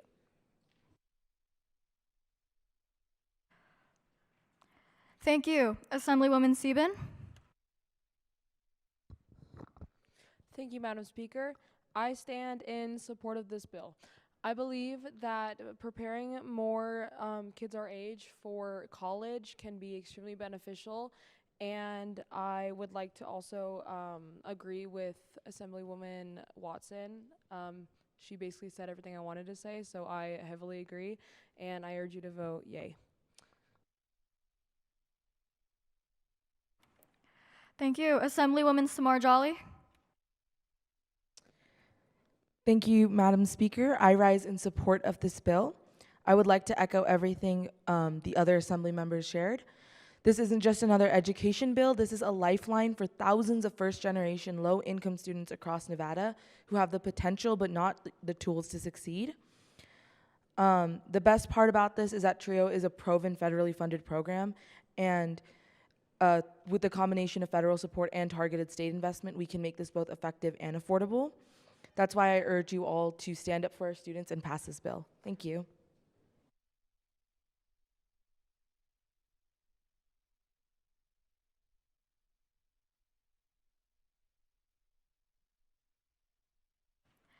Thank you. Assemblywoman Espinoza Hernandez.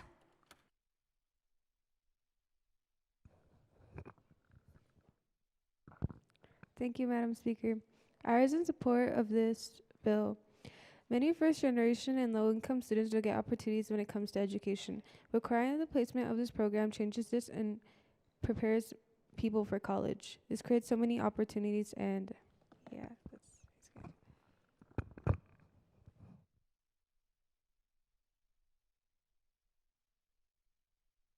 Assemblywoman Garay.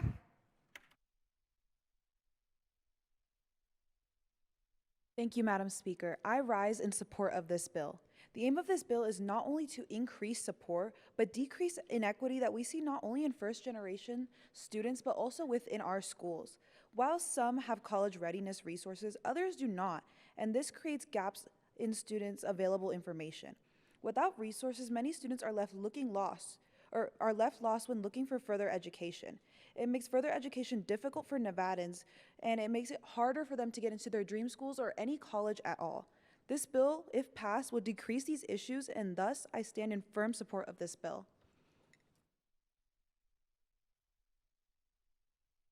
Thank you. Assemblywoman Villalobos.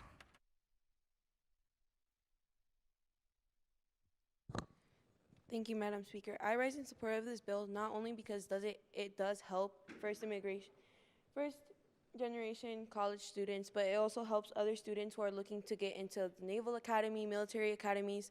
It gives them a variety of colleges and schools like trading and etc. It also helps know that there are various different supports that they can hold on to besides their parents or family members when looking for college. Thank you. Thank you. Assemblywoman Torgerson.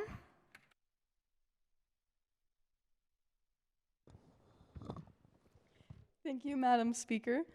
I rise in support of this bill because it provides resources to those who don't have access and allows better opportunity for college preparation, and the funds already exist, so no new tax is needed. Thank you.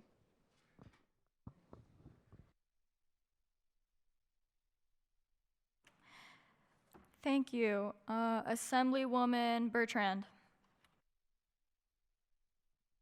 Thank you, Madam Speaker. I rise in support of this bill because only 45% go to four-year colleges and 16% go to two-year colleges. Most may not be ready or haven't done the important things to get into a college, and I find it very important that you have the ability to go to a counselor or go to even a class and have the accessibility to the information you need, especially because most counselors aren't very up to date on UC schools, Ivy League schools. They usually only care about ones like UNR if you're in Nevada because of scholarships. So if you have this class, it would be of utmost importance to people because you would have the ability to do your own research, learn how to do financial aid, do scholarships, and you can even explore different career options if you don't know what you're going for. Thank you. Thank you. The time on this bill has now expired. This bill requires a simple majority in order to pass. The Chief Clerk will now open the vote.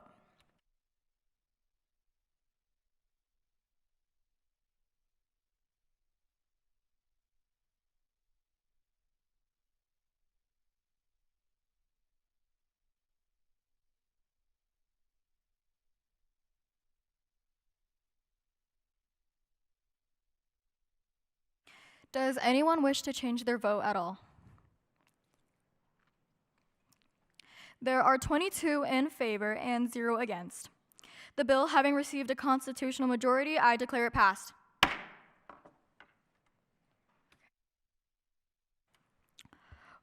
Order of business number 7, messages from the Senate. To the Honorable Assembly, I have the honor to inform your honorable body that the Senate this day passed AB 6.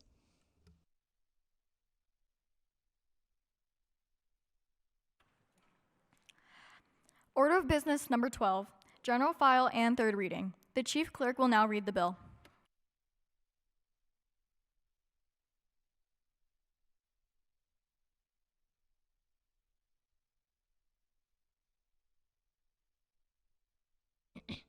Assembly Bill Number 17, an act that will eliminate the Youth Restorative Program and reallocate its existing funding to implement a rehabilitation-based reentry program modeled after HOPE for prisoners to reduce recidivism among formerly incarcerated youth and redirect youth from the school to prison pipeline. End of bill.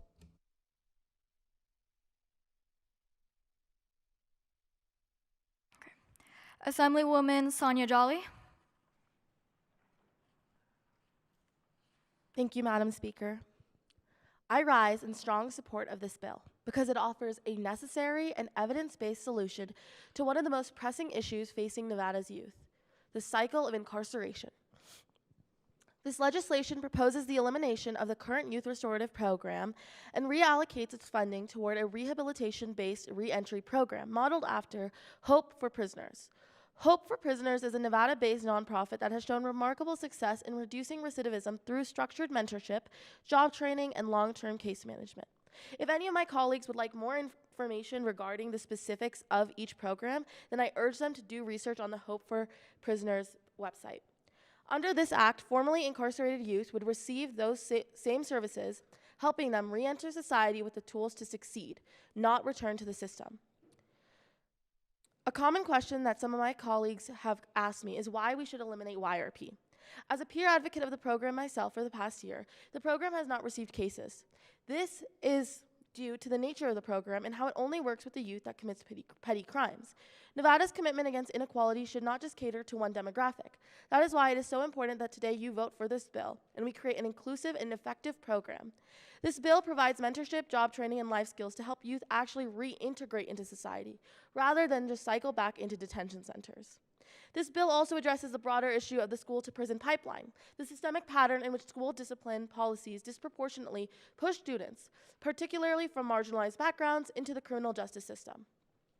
Labeling students as delinquents or disruptive often leads them to internalize those identities, perpetuating justice involvement and cutting off educational and economic opportunity. And the data is clear. A 2023 study found that 88.1% of HOPE for Prisoners participants do not return to prison. In contrast, studies published in the American Journal of Sociology confirm that youth involved in the justice system suffer from lower academic outcomes, fewer job prospects, and higher chances of recidivating. We are currently funding a program that lacks this kind of impact, one that fails to break the cycle. Why continue investing in a system that does not transform? By shifting to a model that is proven, we are not only saving money in the long run, we are saving lives. This bill is not just a policy adjustment. It is a declaration that our youth are not disposable. It is a recognition that rehabilitation requires more than paperwork. It requires people, preparation, and purpose. Additionally, this will save taxpayers money and it boosts employment. So let us pass this legislation and give Nevada's youth not just a second chance, but a real one. Thank you. Thank you. Assemblywoman Nave. Thank you, Madam Speaker. I rise in support of this bill. Too many people, especially from marginalized and low-income communities, are set up to fail in schools by teachers and their peers. This bill will help create real change and start building bright futures for young Nevadans who deserve to succeed in life. Thank you.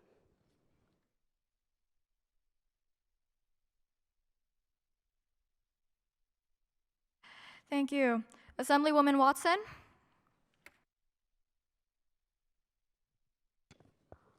Thank you, Madam Speaker.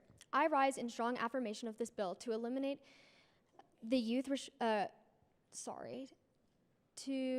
eliminate the Youth Restorative Program and redirect its funding to a rehabilitation-based reentry program modeled after HOPE for Prisoners. This is not just about reallocating funds. This is about breaking the school-to-prison pipeline and giving youth a real second chance. Here's why this matters. First, youth incarceration does not reform. It derails futures. The American Journal of Sociology confirms that system-involved youth face disrupted education, lower graduation rates, and higher unemployment, all of which increase recidivism. Second, Hope for Prisoners has proven success. In Nevada, 88.1% of participants have not recidivated. That's a clear sign that mentorship, life skills, and job training work. Third, this bill addresses systematic inequity. The school-to-prison pipeline disproportionately affects marginalized youth, feeding them into a cycle of punishment instead of opportunity. A structured reentry program gives them tools to reenter society with dignity and direction. This bill invests in people, not punishment, and builds safer, stronger communities in the process. For these reasons, I urge an affirmative ballot. Thank you.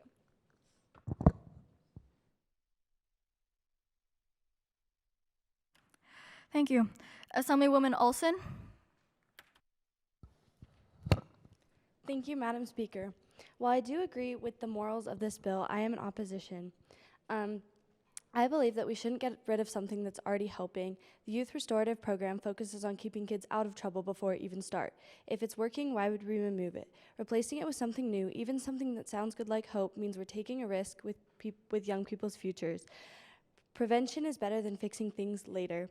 Hope helps after someone has already gone to jail. That's great, but wouldn't it be better to stop kids from going down that path in the first place? The Youth Restorative Program works with schools and students before they get into serious trouble. It's smarter to deal with the problems early than wait until it gets worse. Thank you. Thank you. Assemblywoman Fitzgerald. Thank you, Madam Speaker. I rise in opposition to this bill. This bill only mentions the school-to-prison pipeline. What about kids who did not commit crimes in school? There are no proven statistics that this program is significantly more effective than the program that is already in place. There is no proof that the contrast of how this would be more effective than the one that's already in place. Yes, and thank you. Thank you. Assemblywoman Garay.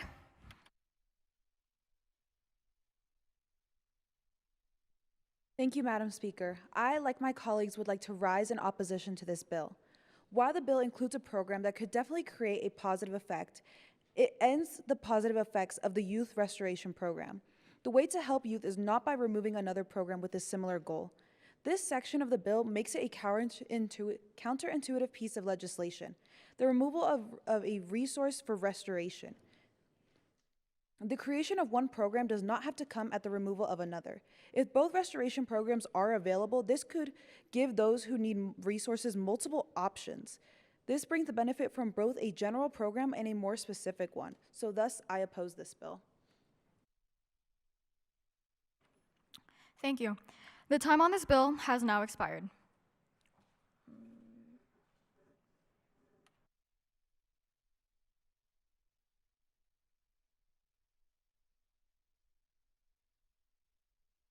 This bill requires a simple majority in order to pass. The Chief Clerk will now open the vote.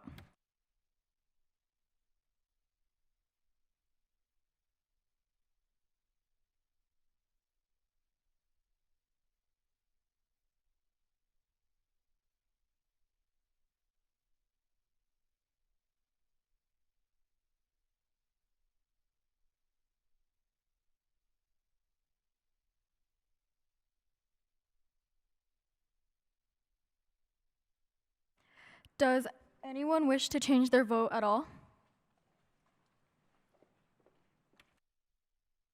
Okay. There are 13 in favor and 9 against.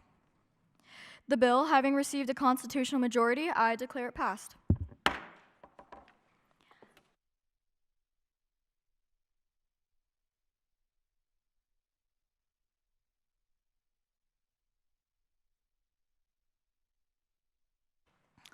Order of business number 7, messages from the Senate.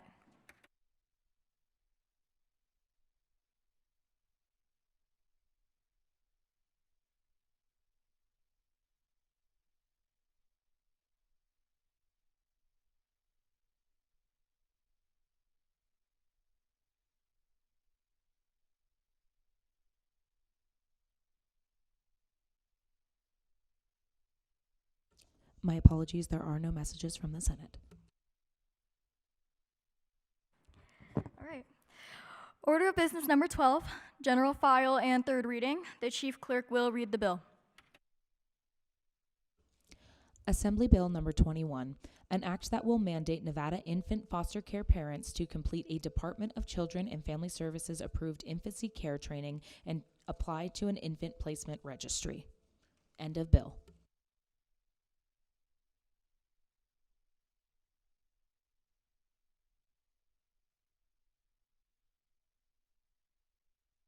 I would like to speak on this bill.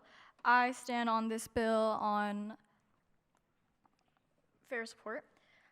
As we have a foster system that has carried children and has not done them justice, this bill will make sure that foster parents who are not well formed in infancy care and who do not provide suitable care for newborns will make sure that they're well taken care of and make sure that the foster parent is well fit for the job to take care of said child.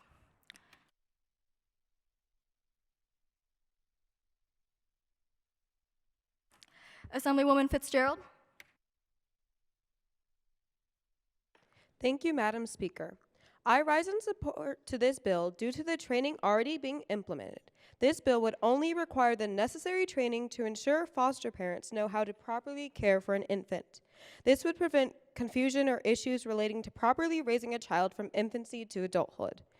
There are already training requirements for general foster parent requirements, and this would be even more helpful as others have been. Please consider voting yea on this bill.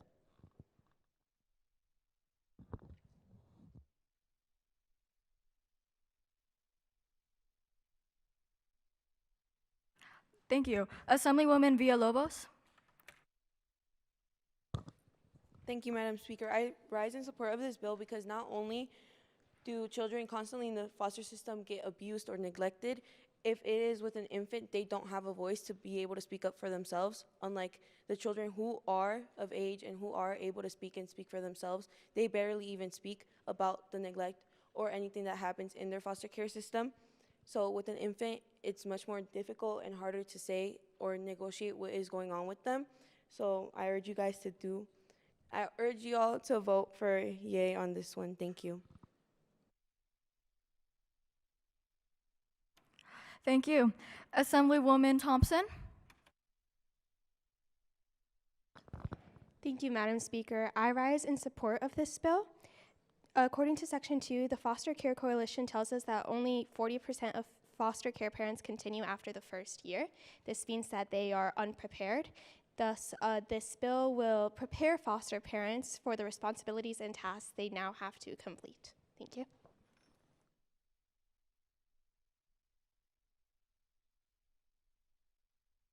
Thank you. Assemblywoman Samar-Jolly. Thank you, Madam Speaker. I would like to rise in strong support of this bill.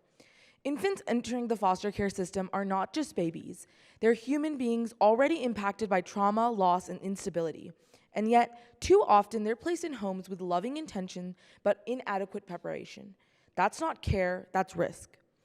This bill does something simple but powerful. It mandates that any foster parent caring for an infant complete a state-approved infancy training and register for infant placements.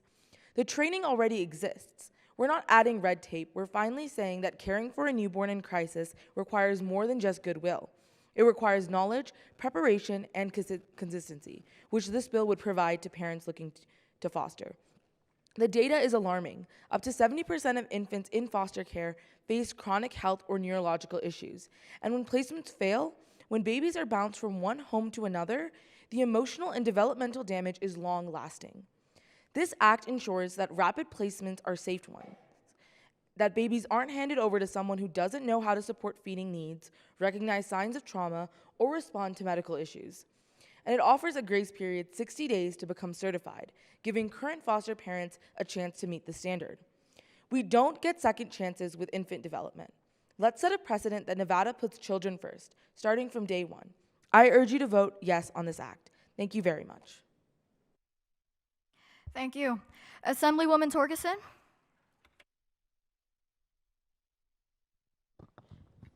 Thank you, Madam Speaker. I rise in support of this bill. Many foster parents lack sufficient knowledge to care for an infant, and foster parents are, while foster parents are required to take certain classes, there's not required to take a class specialized in infant care. This course would better educate foster parents and allow safer care of infants. Thank you. Thank you. Assemblywoman Espinoza Hernandez.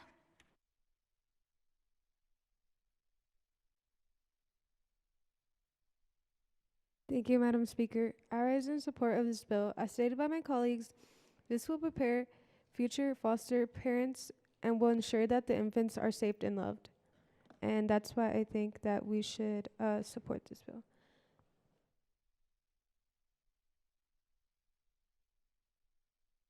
Thank you. Assemblywoman Watson. Thank you, Madam Speaker. I proudly rise in support of Bill AB 21, one I had the opportunity to co-author.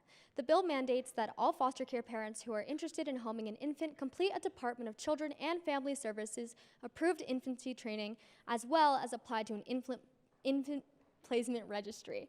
Right now in Nevada, foster parents can accept infants with no required training specialized in newborn care. This leads to poor outcomes, emotionally, physically, and developmentally, for babies already facing trauma. Section 1 of the bill changes that. It makes free existing infancy training courses mandatory, not optional. This is a defensive course of action to combat the following statistic. The Foster Care Coalition tells us that over the last decade, 60% of foster parents quit after their first year, often because they feel unprepared. Training can help change that. Furthermore, half of infants in foster care have chronic physical issues and 20% face neurological challenges. The approved infancy training would be a considerable step forward to ensuring the protection of the children in their temporary homes. This bill also creates an infant placement registry to guarantee that, even in urgent placements, infants are matched with parents who are ready and trained, an essential motive for the passing of this bill. Finally, the bill includes a 60-day grace period for any unexpected placement, ensuring flexibility for foster parents while prioritizing the safety of infants. This bill is simple, proactive, and necessary. I urge you to vote in affirmation, not just for policy, but for the infants who depend on it. Thank you. Thank you. Assemblywoman Lopez. Thank you, Madam Speaker. I rise in support of this bill. I strongly support the Assembly Bill 21 because infants in foster care deserve more than just a shelter. They deserve specialized care, safety, and stability. Infants are the most vulnerable population in our foster system.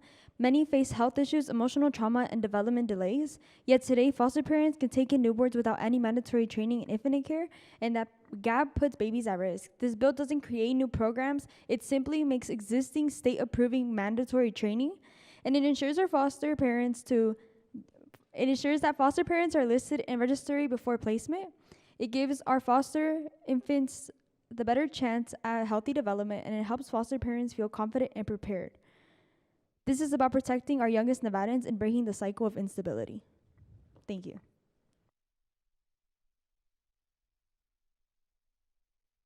Thank you.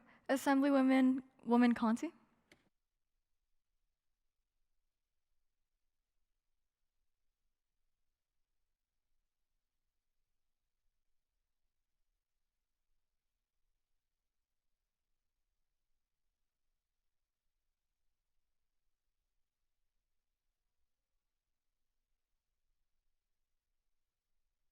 The care they are required to provide and further help the child grow up in a stable environment.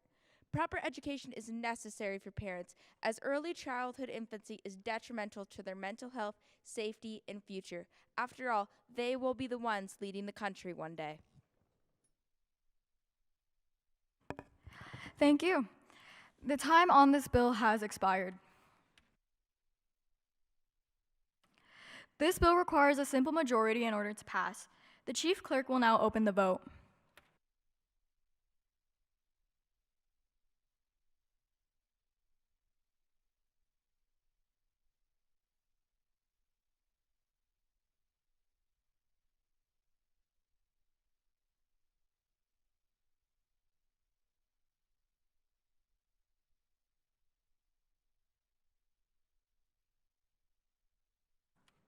We're waiting on one more vote.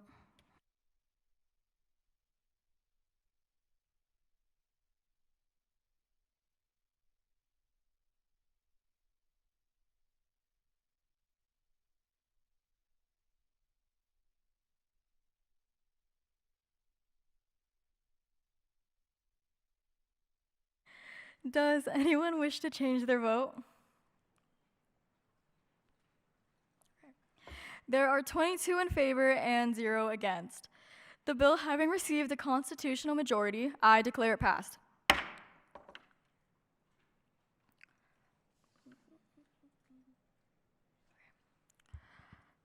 Order of business. Oh, sorry.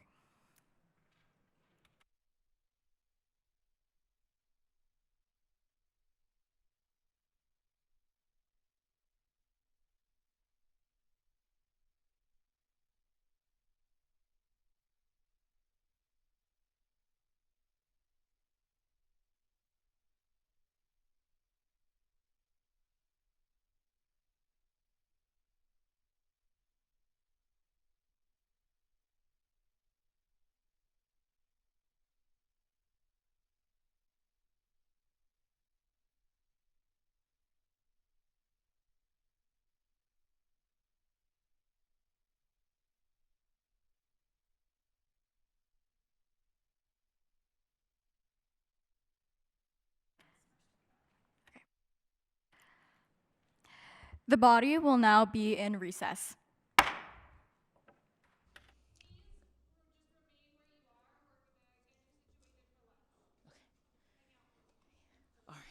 Good job, everyone. That was so good.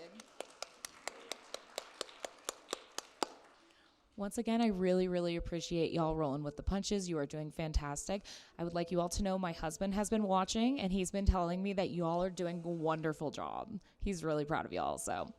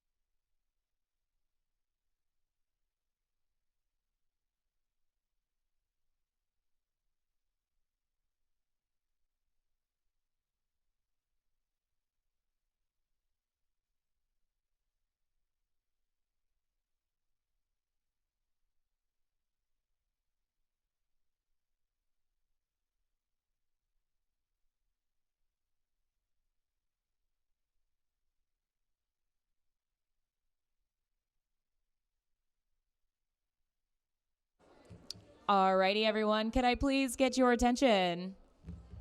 This is your captain speaking. Could I please get your attention? Could I get the attention of the gallery? Thank you. All right, everyone. How's it going? Are we having fun? Cool. Yay. I'm glad y'all are having fun. Okay, we have now broken for recess, and here is the plan. I need you to not move until I say the word move. Sound good? Okay. All right. So here is the plan. We are going to be breaking for lunch. During lunch, you are able to go to a list of permitted places. The counselors have been given that list of permitted places. I would like to note that the cafe upstairs is also added to that list. Completely forgot they were going to be open. During lunch, if you have any intention of going to the legislative store, the legislative gift shop, you have to do it during lunch. Please respect the rules about them only having a couple of people inside, as the officer spoke of. But if you want to go to the store, that is your only time to do so. We will not be doing so after session. Please remember that you need to report into DALA where you are. You may report for the whole group. Like if you're with a group of people, you may report to the whole group or report for the whole group, but you have to report to DALA who you are with, or well, who you are and where you are. Agreed? Thank you. Your counselors will have your $20 ready for you. I'm not going to say specifically where they'll be. You'll just find them. They will give you the $20, and then you will be free to go. Give me just 2 seconds. What's up? Okay, cool. Trying to remember what else. Everyone needs to return here by 2 o'clock. We need to resume business as soon as possible by 2 o'clock. We are going to continue business for about an hour and a half afterwards. And then we will be going out front for a quick photo. After that, we will be returning to the buses. Before I continue and before Sid makes their announcement, do we have any questions? Yes, ma'am. It doesn't have to be. I just also don't want it to become like a knockdown, drag out fight about which bus. Yeah? Any other questions? Okay. For my assembly members, specifically, although check with Sid about this, but I know specifically for the assembly, especially in reflection of the mistake that we made this morning, I got asked if there's a ton of like positive or negative feedback happening, right, and no like real debate, you are permitted to ask if we can move to vote. Okay, I just wanted to let you all know that. Okay, I'm trying my best to watch the time and make sure debate's not going too long, but I can't pay attention to how much actual debate is happening. So if it's been a ton, just feel free to rise and request ask for Madam Speaker, rise and request that we move to a vote if there's no further debate. Sound good? Yes. You won't just stand up. You'll put in a call, right? You'll put in your call like normal, and then when you're called on, rise and request to move to a vote. Cool. Thank you. I appreciate your time, and I'm going to hand you over to Sid. Hello. Additional information. So if you were in the Senate and you left something over there, I apologize. The staff did lock up and go on their lunch. So if you left something in the Senate, it lives there until after lunch. Thankfully, we're giving you $20 to get food, so you'll obviously still be able to eat and everything. It'll survive without your things, I promise. The same will be true for the assembly. The assembly will also be locked up, so please grab anything that you'll want. But if you do leave things here, it should be secure within the assembly chamber. Any questions about that? Excellent, thank you. All right, you are permitted to move.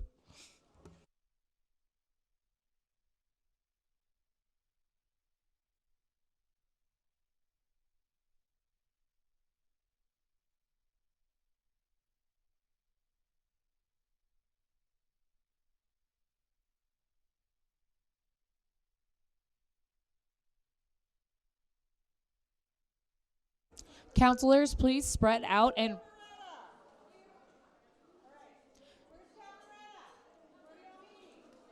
Counselors, please spread out and put your hands up so your delegates know where you're at.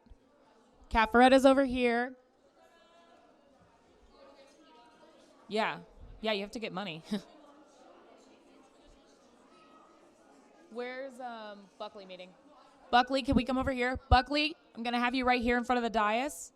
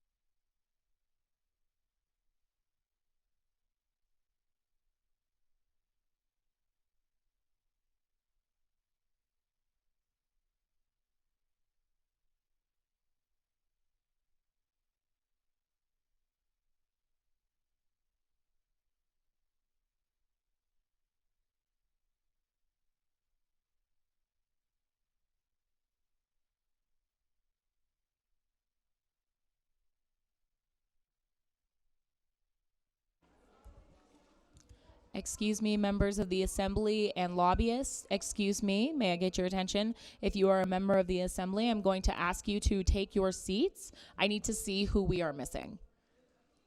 Okay, thank you.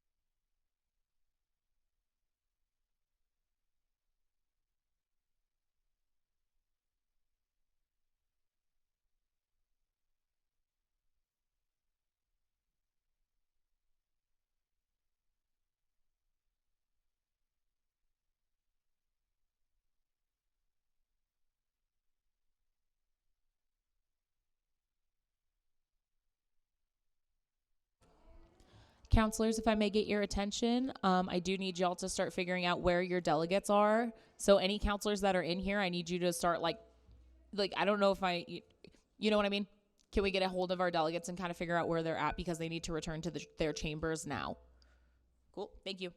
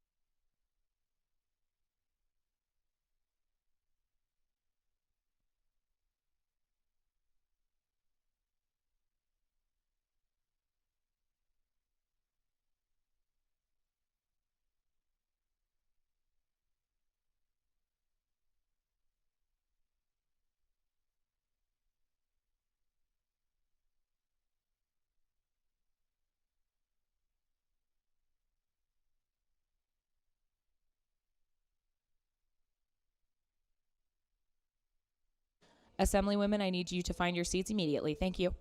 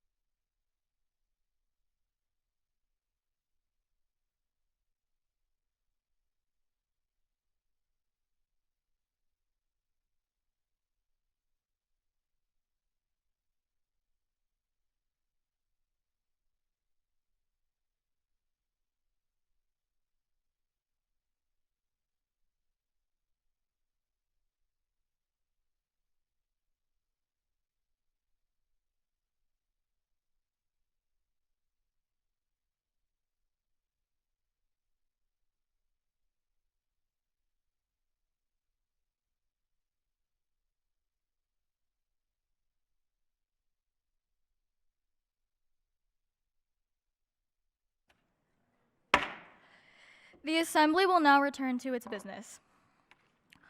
Order of business number 7, messages from the Senate. To the Honorable Assembly, I have the honor to inform your honorable body that the Senate this day did not pass SB 13. To the Honorable Assembly, I have the honor to inform your honorable body that the Senate this day passed SR 19.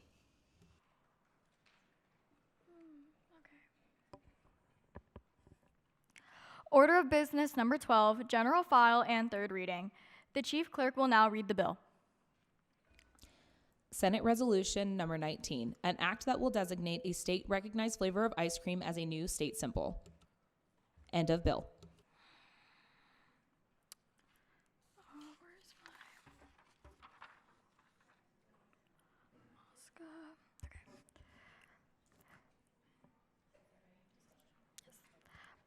Assemblywoman Samar Jolly. Thank you, Madam Speaker. I would like to motion to move to a vote.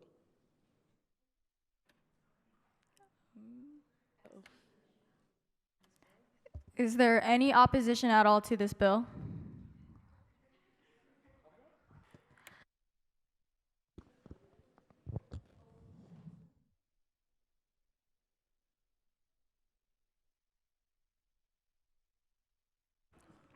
Okay.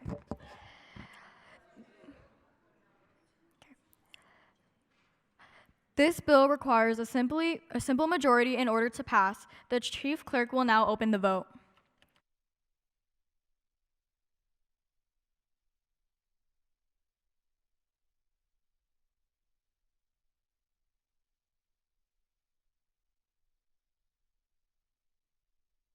The gallery will remain silent.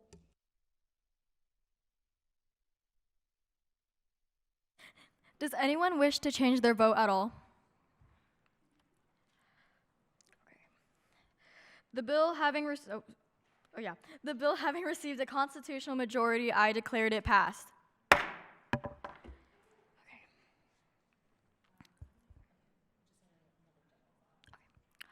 Order of business number 12, general file and third reading. The chief clerk will read the bill.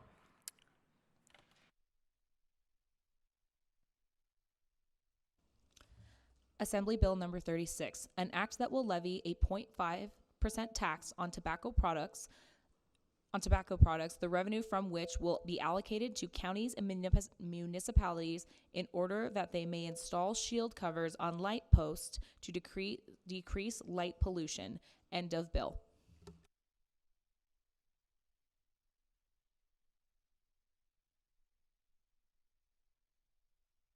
Assemblywoman Paredes. Thank you, Madam Speaker.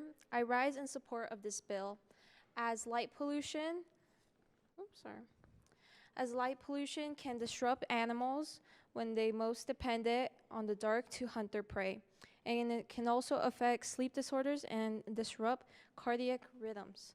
For these reasons, I think that by putting the shields, which are also economically friendly or eco-friendly for the environment, it will help Nevadans reduce the light pollution. Thank you. Thank you.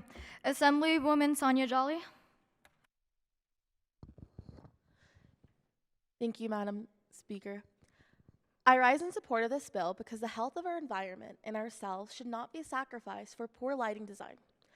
This legislation proposes a modest 0.5% tax on tobacco products to fund light shield installations on public posts across Nevada. These simple, cost-effective devices, made of eco-friendly scrap aluminum, can drastically reduce light pollution, an often overlooked but deeply harmful issue. Light pollution disrupts sleep cycles, increases stress, and contributes to serious health conditions, including heightened risk of breast cancer, as reported by the National Institutes of Health. For wildlife, the effects are even more severe, impacting migration, reproduction, and survival. As urban sprawl rises over 150% in Nevada, we must act. The bill not only protects our skies, ecosystems, and bodies, but also funds local jobs and prioritizes counties most in need. Let's make Nevada a place where innovation and environmental stewardship coexist. For all these reasons, I urge you to vote yes. Thank you. Thank you. Assemblywoman Villalobos. Thank you, Madam Speaker. I rise in support of the bill. AB 36 is a bill that will levy a 0.2% tax on the gaming and casino industries. Not only will it help light pollution, the light shields will reduce the glare with increased visibility for drivers. They will feature and retain cars that are designed to optimize and spread the light output downwards. Yeah, it's artificiated light that can disrupt sleep and basically disrupt light.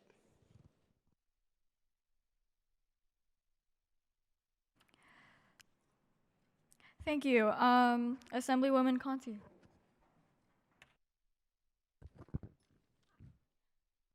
I rise in opposition of this bill. Although I do support the idea behind the cause, there is a couple discrepancies that I wish would be specified as for maintenance. Section 6 states that this bill will provide job opportunities for maintenance workers employed by the state. Although certain private companies like NV Energy also maintain specific areas like neighborhoods and residential homes. Would these maintenance workers also have to be part of these private companies, which is kind of a gray area that I wish we could see a little bit more explored and specified in this bill. Thank you. Thank you. Assemblywoman Minitry. Thank you, Madam Speaker. I rise in support of this bill. I rise in support of this bill because it will help decrease light pollution. Yes, there are other major issues that some people might consider to be more important to focus on, such as the strip. But by introducing these shield covers on top of light posts, it will help mitigate part of the issue and hopefully be one step closer to helping to solve light pollution. By putting the shield covers over light posts, light would be more focused on the ground due to the reflective aluminum shields preventing light scattering, which also helps to reduce glare for drivers during night, improving their vision, as well as that the shield shapes would be customized for the different types of light posts so maximum light pollution could be reduced. And also, as an author of this bill, I would like to speak to what Assemblyman Conti said about the maintenance workers. And when in our thought process for the bill, the light post covers would just be installed initially by maintenance workers. We would need to hire them. However, after that, they would be maintained by companies that already maintain them, as they would be part of the light post at that point. Thank you. Thank you. Assemblywoman Pavlik. Thank you, Madam Speaker. I rise in opposition of this bill. While I agree with the theory that reducing light pollution could be helpful, I believe this should be done on a smaller scale in cities. For example, I know Tucson, Arizona has passed this legislation, but they passed it because they wanted to reduce light pollution so that way they could see the sky. And I know for certain areas, like in Las Vegas, this wouldn't be beneficial because we are known for our neon signs in Las Vegas, and we have all the casinos and the strip, which light up the sky. So essentially, this would be a waste of $4 to $6 per lamppost. And I believe this would be better set for a specifically Carson City or specifically Reno bill. In addition, it says in Section 3 that this would help animals and plants because artificial light can disrupt their circadian rhythms. But I don't understand this because the light from the lamppost would still be on the ground. It would still shine on the plants and animals. So I just find this to be confusing, and I do not believe it should be passed. Thank you. Assemblywoman Lee?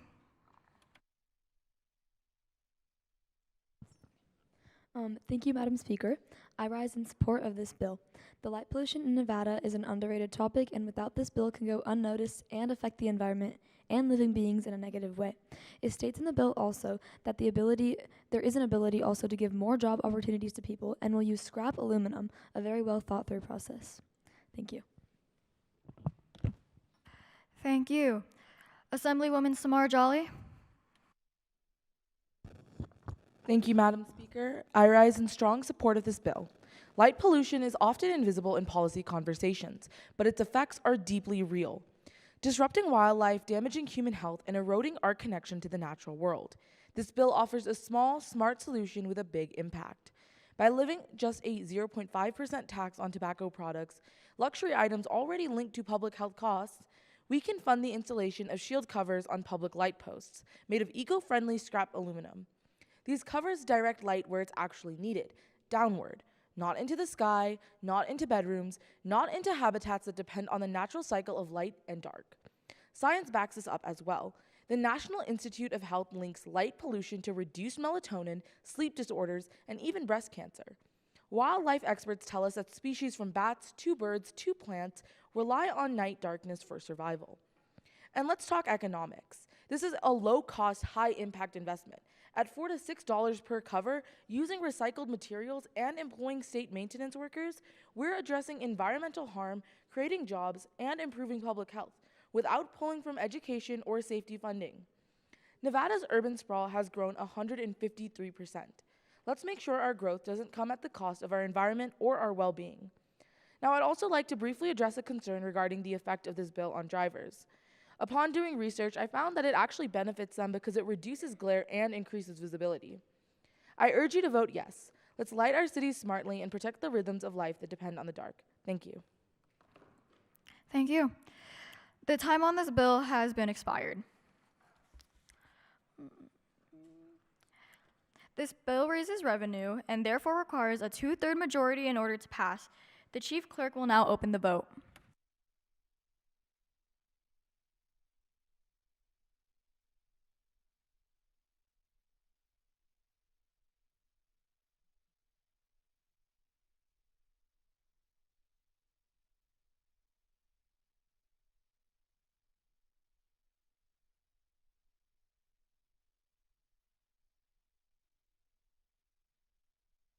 Does anyone wish to change their vote at all? There are 15 in favor and 7 against. The bill having received a constitutional majority, I declare it passed. Order of business number 7, messages from the Senate. A message from your clerk first. If you rise to discuss an item that another assemblywoman spoke of, please just say my colleague instead of addressing them by name. No worries, I didn't let you know. To the Honorable Assembly, I have the honor to inform your honorable body that the Senate this day passed AB 21. To the Honorable Assembly, I have the honor to inform your honorable body that the Senate this day passed AB 17. To the Honorable Assembly, I have the honor to inform your honorable body that the Senate this day did not pass SB 10. To the Honorable Assembly, I have the honor to inform your honorable body that the Senate this day passed SB 36. Order of business number 12, general file and 3rd reading. The Chief Clerk will read the bill.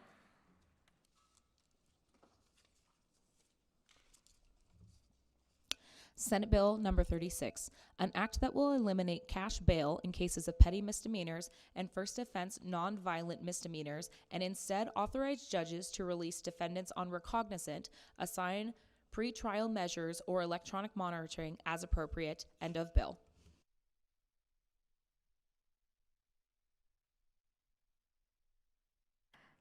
Assemblywoman Nave. Thank you, Madam Speaker. Far too many Nevadans are jailed not because they're guilty, but because they're poor. Section 1 specifies that 70% of people in local jails haven't been convicted, meaning they're legally innocent but are still held behind bars. This bill also addresses the racial injustice rooted in this precedent. Black defendants are not only more likely to receive bail, but their bail amounts are thousands higher than their white counterparts. This is more than just a simple flaw, it's a blatant failure of justice. This bill would replace cash bail for low-level offenses, effectively reducing overcrowding and saving taxpayer dollars. I urge you all to vote yay on Senate Bill 36. Thank you.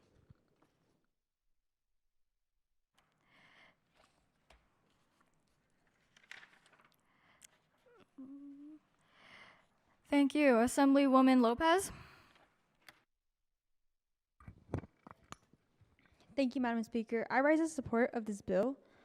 Senate Bill 36 is an act that eliminates the use of cash bail for petty misdemeanors and first-time nonviolent offenders, replacing it with smarter and more cost-effective options. Right now, more than 70% of people are held in local jails across the country, and not because they've been convicted, but simply because they can't afford it, and that's not justice, that's just criminalizing poverty.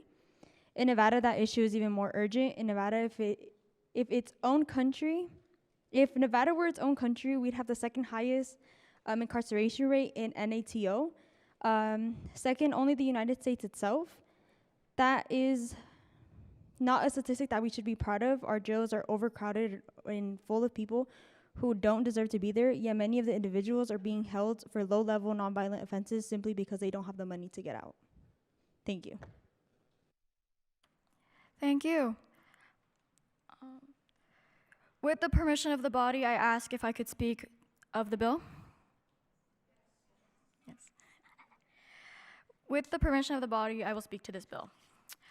I rise in support of this bill, as in Section 5 it states, existing measures of pretrial compliance, including monitoring through the air check-in apps, as well as random and scheduled check-ins based on multiple factors. This will go as even if the victim is to be taken to trial, they will be checked in multiple to make sure they don't run away or do any of that. So I say yes to this bill. Assemblywoman Gray.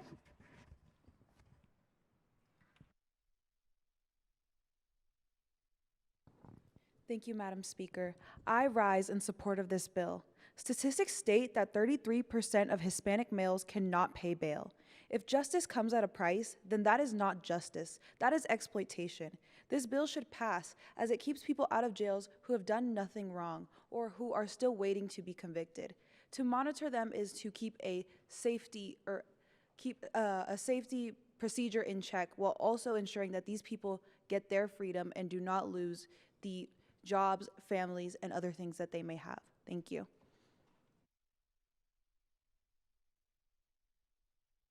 Thank you. Assemblywoman Watson.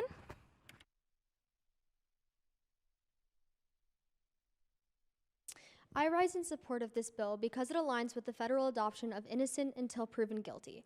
Currently, in Nevada, 70% of people in jails are waiting pretrial, meaning that they are treated as a criminal without conviction. Given that people held in jails for long periods of time are at risk for losing their jobs, house, and even custody of their own children, regardless of whether or not they've been convicted, this should be terminated. Furthermore, the three options, aside from incarceration, recognizance, assigning pretrial measures, or electronic monitoring, are under constant watch. This would also be financially superior, as shown in Section 6. The passage of this bill would help monitor individuals who are not convicted and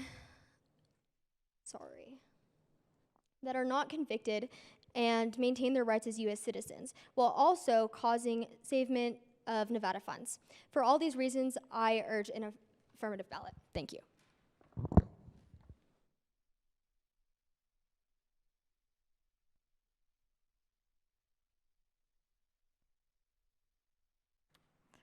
Thank you. Assemblywoman Sieben. Thank you, Madam Speaker. I rise in support of this bill. I would like to concur with everything all of my fellow Assemblywomen have said And I also think that holding someone in jail while they could very well be working their jobs or taking care of their families, it feels wrong. And this bill will save us money, as it says in Section 6, while housing an inmate in a facility costs $100 a day, electronic monitoring, oh my gosh, I'm so sorry, costs $5 to $40 a day. So I believe that this will not only save money, but it will help the people of America feel more protected and feel like they have more rights. Thank you. Thank you. Assemblywoman Villalobos?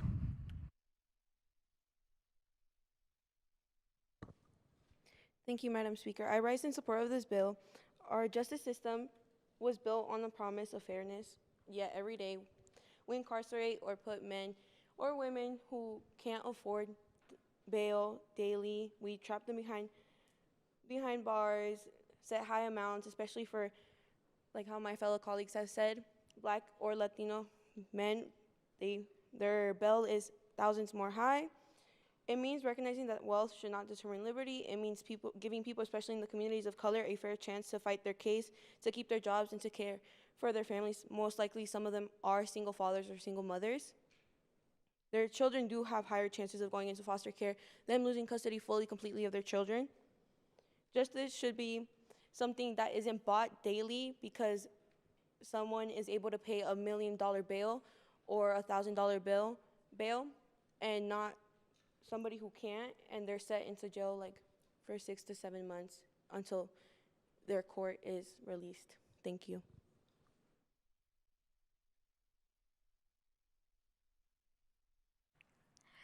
Thank you. Assemblywoman Bertrand?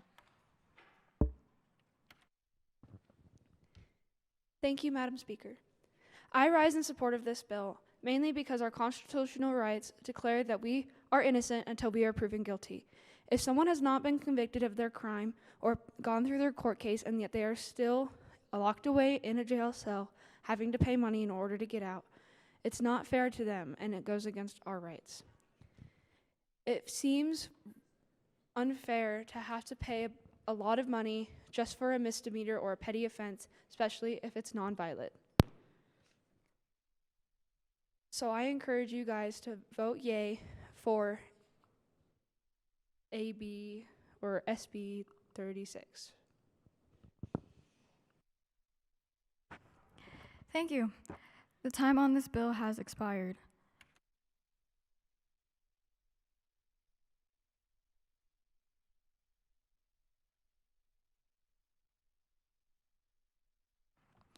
This bill requires a simple majority in order to pass.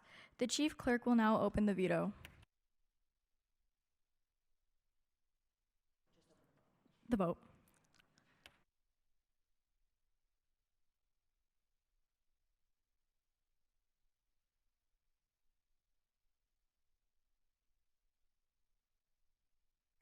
Does anyone wish to change their vote? There are 22 in favor and 0 against. The bill having received a constitutional majority, I declare it passed.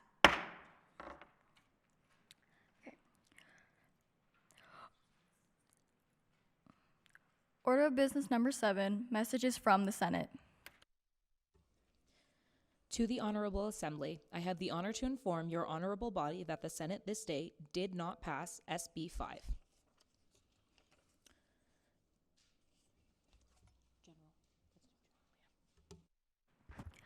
Order of business number 12, general file and third reading. The Chief Clerk will read the bill.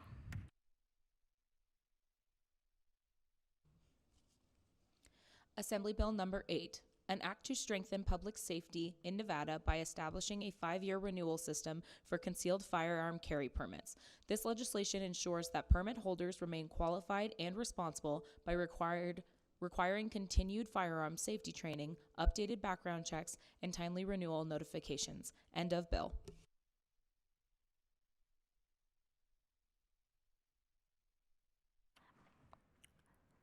Assemblywoman Espinoza Hernandez.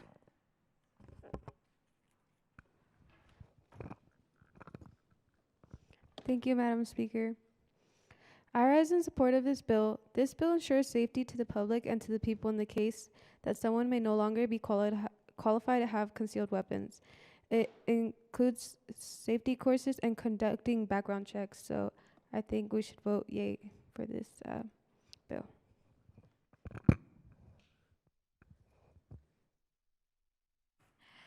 Thank you. Assemblywoman Nave? I rise in support of this bill because it promotes responsibility without infringing upon our constitutional rights. Requiring concealed carry permit holders to renew every 5 years with updated training and background checks ensures that only those who remain qualified can continue to carry firearms in public.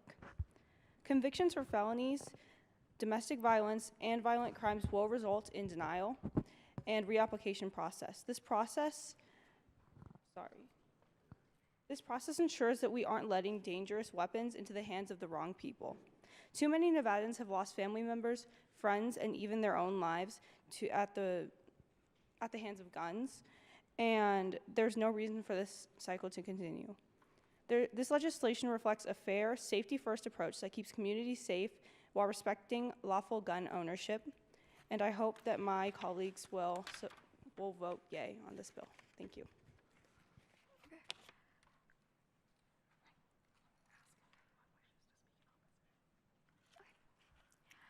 Does anyone wish to speak in opposition? Okay. Assemblywoman Lopez? A law can change. Oh, sorry. Thank you, Madam Speaker. I rise in opposition to this bill. A law can change in 5 years. Someone who is mentally stable or law-abiding today may not be in 5 years. According to the Giffords Law Center, many gun violence incidents involve people who legally own guns because of dangers later due domestic violences, health issues, or substance uses. In New York, required renewals are every 1 to 3 years. They have lowered gun death rates according to every town rate, as well as Johns Hopkins data. If we want Nevada to truly improve safety, it should follow what's working safer in other states and not give more leeway to be able to allow more people to have guns. For those of you in opposition still, oh, thank you. Assemblywoman Sonia Jolly. Thank you, Madam Secretary. I rise in respectful opposition to this bill, not because I disagree with its intent, but because its content already exists in Nevada law. Under Nevada Revised Statutes, Chapter 202, concealed carry permits must already be renewed every 5 years with a mandatory background check and firearm safety course. This bill, while well-meaning, duplicates existing statute rather than improving or refining it. That means time, resources, and legislative attention are being directed at something already codified instead of tackling real gaps in public safety, like gun storage laws or community violence intervention. We should always support lawful, responsible firearm ownership, but we should also ensure legislation is strategic, necessary, and non-redundant. So for all those reasons, I urge a no vote on this bill. Thank you. Thank you. Assemblywoman Samar Jolly. Thank you, Madam Speaker. I rise in opposition to this bill. I will preface this by saying that I commend and support the intentions with what this bill was written. And I absolutely echo the same sentiments shared by colleagues today. But after hearing many signs, I do not believe that this is what is the best for the people we serve. As mentioned previously, Nevadans with concealed carry permits are already highly vetted, trained, and held to high standards. And in fact, Nevada actually has one of the lowest rates of permit abuse in the country. So it's not necessarily an issue in the status quo right now. AB 8 introduces cost, paperwork, and retesting, all barriers that disproportionately affect rural Nevadans, veterans, and working class citizens who can't afford to take time off for extra courses or wait weeks for a sheriff's appointment. A $25 fee might seem small to some, but when you combine that with travel, course costs, and time off work, it adds up. And while supporters could say that this is just like renewing a driver's license, we shouldn't confuse the two, because carrying a firearm is a constitutional right, not a government-issued privilege like driving. Supporters would also argue that life changes and background checks help catch new offenses, but the time frame is 5 years. And if someone already commits a violent crime, they're already entered into federal databases, and law enforcement has the tools to act. AB 8 might sound reasonable on paper, but in practice, it punishes the responsible and burdens the law-abiding. I urge you to vote no. For those of you in support of this bill, could you please raise your hands?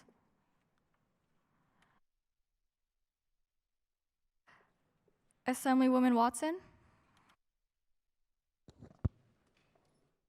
Thank you, Madam Speaker. I rise in strong affirmation of this bill to establish a 5-year renewal system for concealed firearm permits in Nevada. This is about accountability, not restriction. Concealed carry is a serious responsibility, yet currently in Nevada, someone can hold a permit for decades without proving they still meet safety standards or legal requirements. The bill fixes that by requiring a renewal every 5 years, a refresher safety course or a live fire test, and an updated background check. If someone has a violent felony, domestic abuse charge, or other disqualifying offense, their permit is denied, rightfully so. Permits don't get taken away. Holders are notified 6 months in advance, have time to renew, and can still legally own firearms during an inactive period. This model follows trusted systems like driver's license renewals, keeping both public safety and personal rights intact. This bill aligns with the Second Amendment as well and prioritizes safety for gun owners and the public alike. Before I close, I would like to comment on the 5-year renewal concern. The concern is valid. However, the passage of this bill would prove better than the current case in which a Nevada permit is needed only once. Let's ensure gun ownership stays responsible, legal, and safe. I urge an affirmative ballot. Thank you.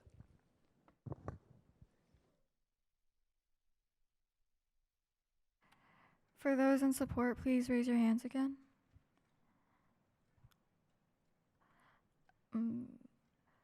Assemblywoman Conti?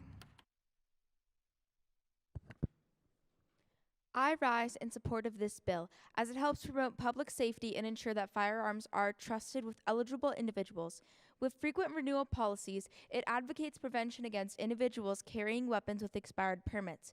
It also states individuals with prior convictions for violent crimes or felonies can be denied after a fair appeal, helping to prevent gun violence and shootings in public places. This bill would further reinforce safety standards by requiring an educational course on how to properly store and ensure firearms are secure and away from any possible danger. Thank you.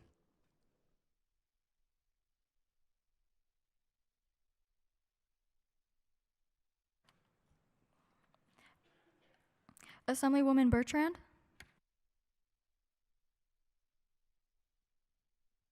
Thank you, Madam Speaker. I rise in opposition to this bill. The bill re-evaluates, but also doesn't really change anything to current concealed carry laws. You are still required to have a 5-year renewal system, just most people don't do it. If we wanted to change something like the firearm carry permits and make Nevada safer, it would be better to make the concealed carry renewal shorter. As previous colleagues have said, I fully agree with all of them, but Nevada also ranks 13th in the nation for gun deaths, according to CDC data. Keeping this window the same could just make the problem worse instead of better. She also, the woman who wrote this bill also added a $25 fee in order to renew. Previously, there was a smaller fee, so we are making progress, but I feel like if we wanted larger progress, it should be a shorter renewal period and a little bit more money in order to renew, so that people who actually cared about having a concealed carry would do it instead of just, oh, well, it's only $25. I'll go ahead and get it anyway. Thank you.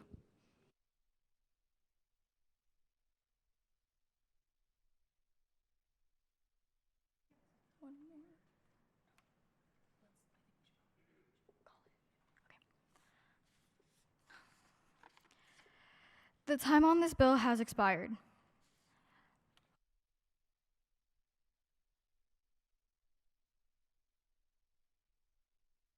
This bill requires a simple majority in order to pass. The chief clerk will now open the vote.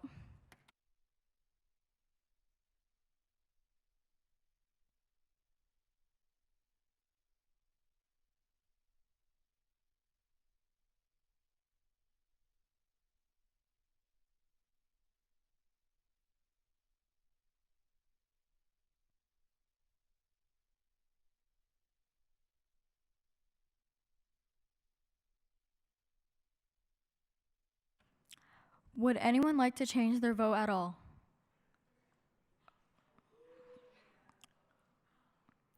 Just to confirm, would anyone else like to change their vote? Okay. Oh.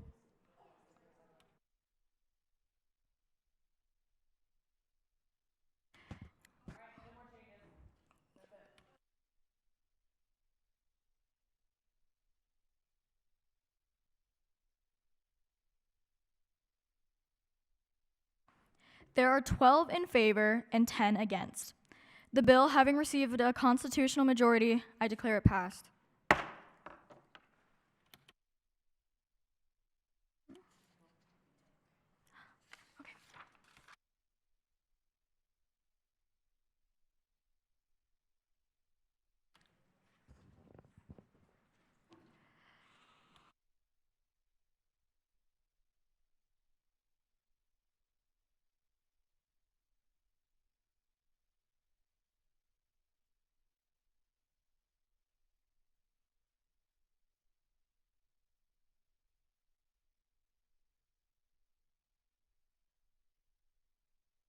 The Assembly has received SB number 15, which has been vetoed by the governor.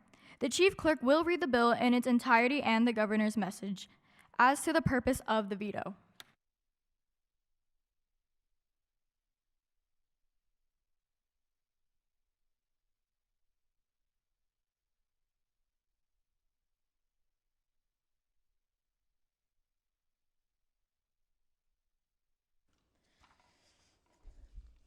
Senate Bill number 15, an act that will reallocate funds used for share and health classes in public schools to now incorporate a curriculum including female anatomy and biological function studies, i.e., sexual health, reproductive health, and healthcare, mental and physical.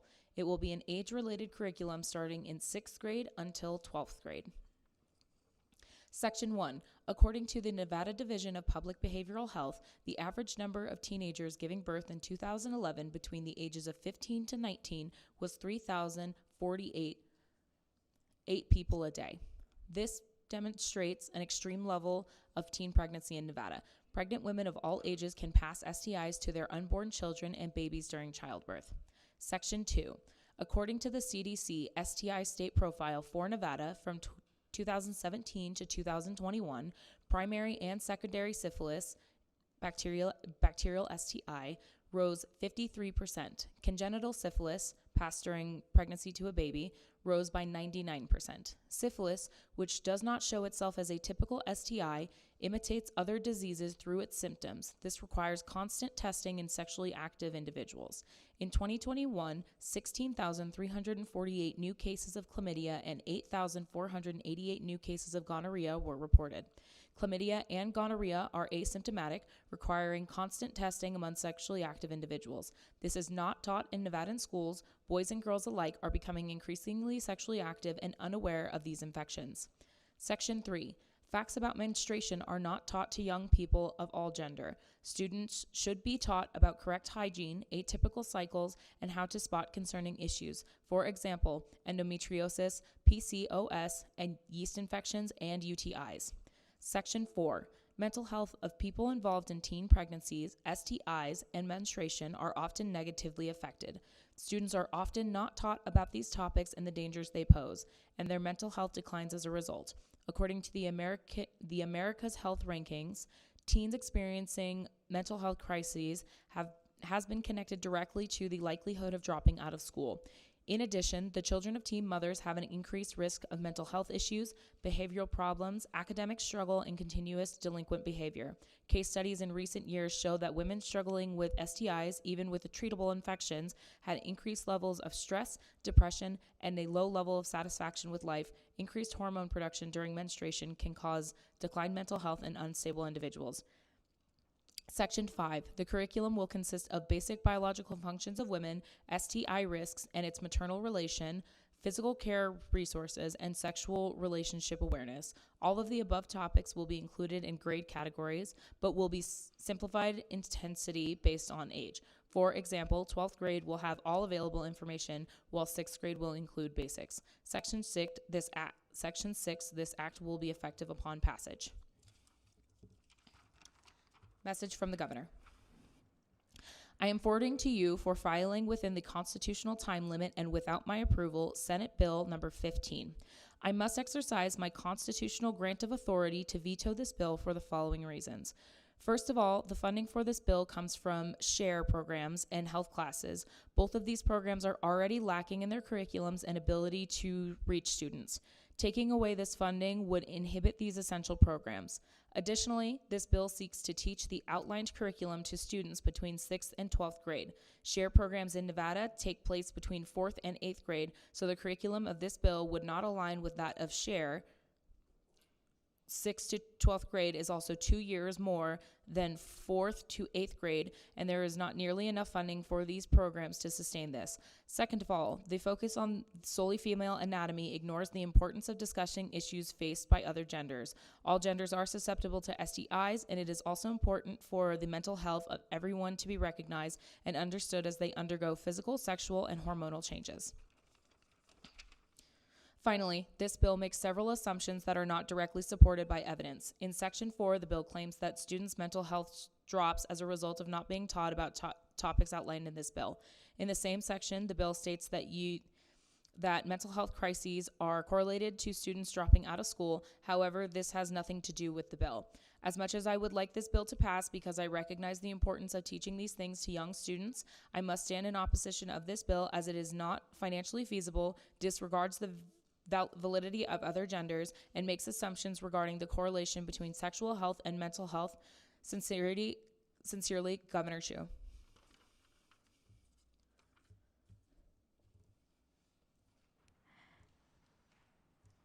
No motion from the floor is in order regarding the vetoed resolution, other than the motion to close debate. It can be discussed but cannot be amended.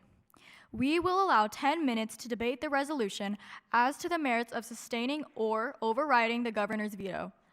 Are there any remarks?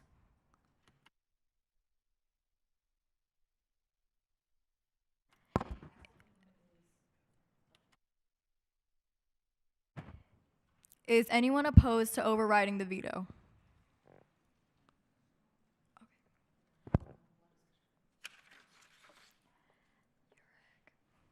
Assemblywoman Paredes?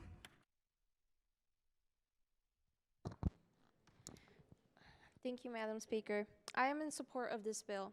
The reason is because even though there are some flaws that the governor has said about funding in this bill, there should be ways and there can be ways to find more funding or grants in order to support a longer time to help women and children who are either about to go out of high school or enter high school, as their bodies are growing and they deserve to know more and be aware of changes and the diseases that are going around in Nevada in order to reduce the rate, which would benefit the children that were going to be born. Thank you.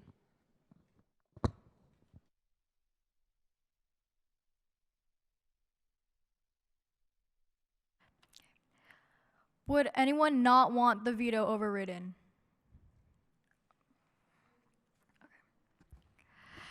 Assemblywoman Sonia Jolly? Thank you, Madam Speaker.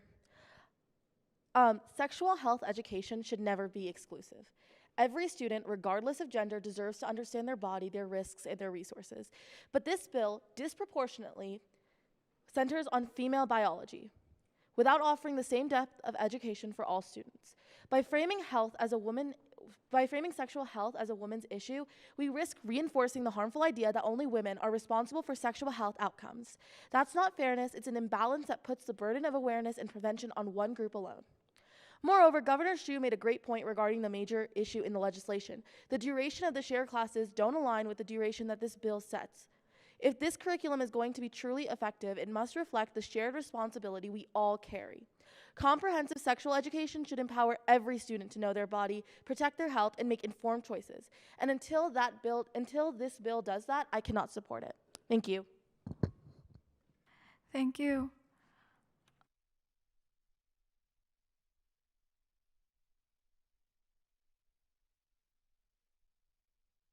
Is there any further opposition to overriding the veto?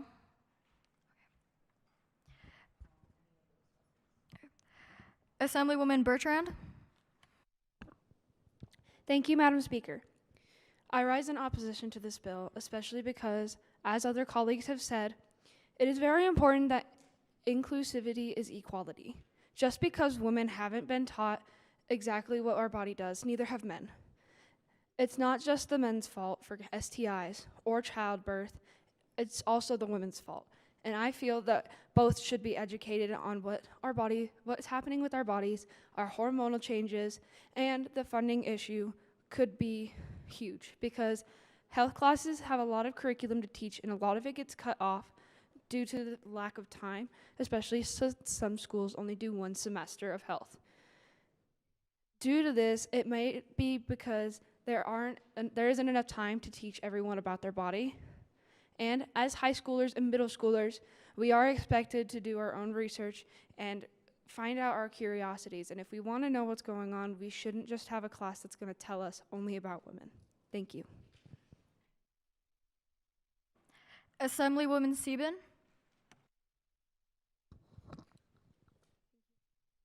I stand in, I want to override this veto. I want to clarify that. So the authors of this bill intended the female share lessons to be included, not to be the only thing talked about. So there will still be inclusivity. Male anatomy will still be talked about. Other gender and sexualities will be talked about. Simply, this bill intends share lessons to dive deeper into female anatomy and UTIs and teen pregnancies, and there's no funding needed. It is only PowerPoints and volunteer experts. Education is especially important. Female education is especially important because of teen pregnancies. Menstruation is only women, and STIs are less visible for females. Female biology is just being expanded. Men's will not be taken away. It is important because no funding is needed. We aren't saying it is men's fault. There will still be inclusivity. The point of this bill is to simply try prevent teen pregnancies, prevent UTIs. Nothing is being cut out. There's no funding needed, and that's why I think this bill needs to be override. Thank you. I'm sorry, the veto needs to be overridden. Thank you. Thank you. The time on this debate has expired. Shall the resolution pass, notwithstanding the objections of the governor?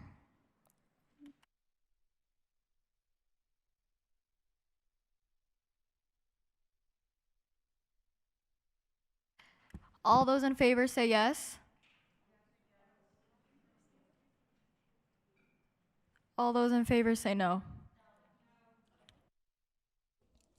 Shall the resolution pass, now notwithstanding the objections of the governor, means we are approving the bill and overriding the veto.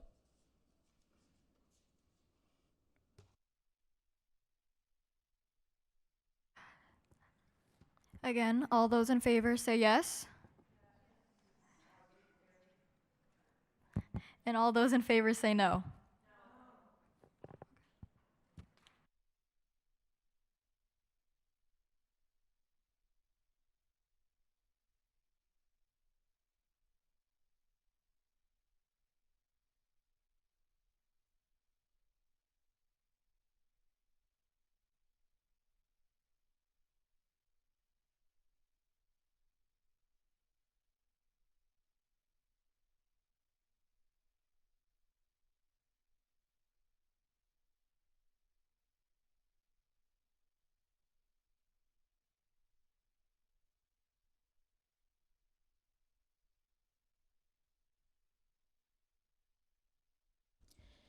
In light of overwhelming opposition or support, I will be opening the vote.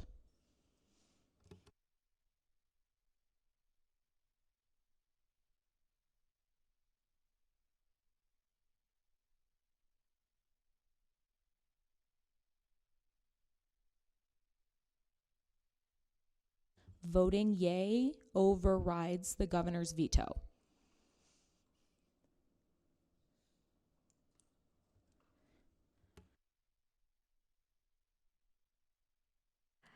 Would anyone like to change their vote?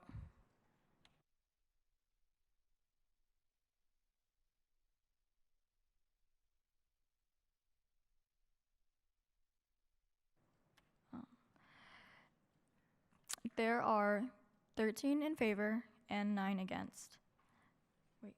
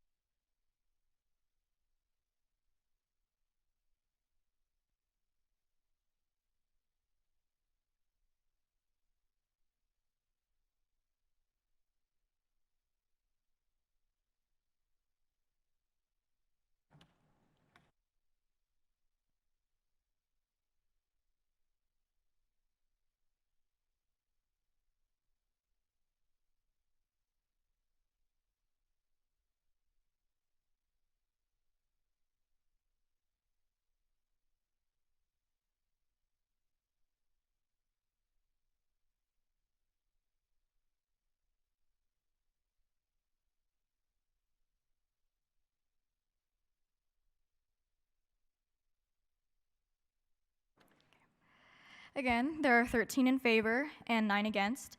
The resolution, having failed to receive a 2/3 majority, the governor's veto is sustained.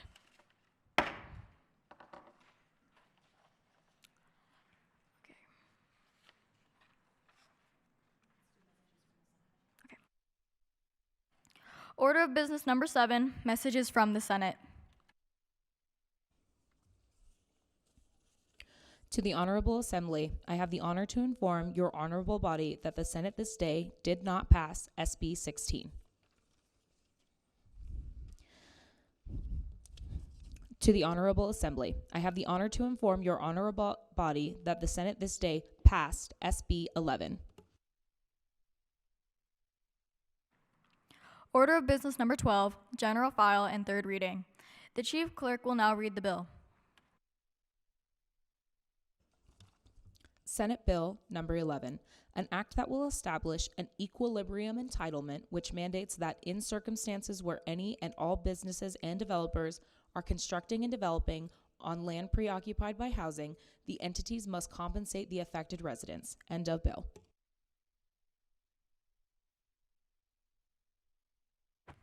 Assemblywoman Thompson.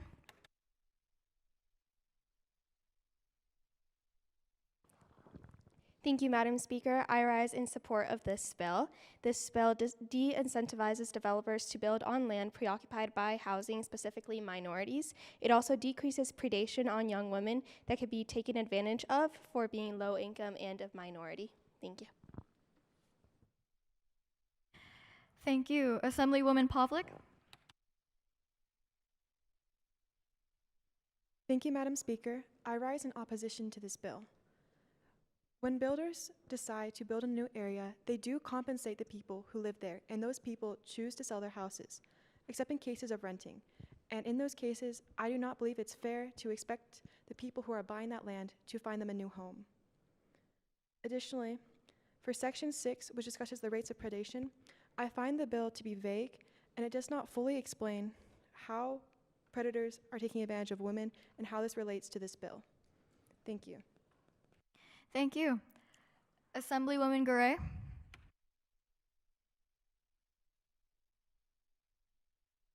Thank you, Madam Speaker. I would also like to rise in opposition to this bill. While I am not against people receiving compensation for their land being taken away, I would like to point to eminent domain, which already includes that this must happen. These people are being compensated for their land, or at least they're supposed to be. Many times companies do not compensate people for their land despite this being put into place already, and I believe this bill will be no different. These people will still not be compensated despite how much legislation is put in. So I believe that instead of a bill like this, we should put into place more regulations to ensure that eminent domain is already being enforced. So as this bill already exists and is not being enforced, I stand in opposition. Thank you. For those in support, please raise your hands.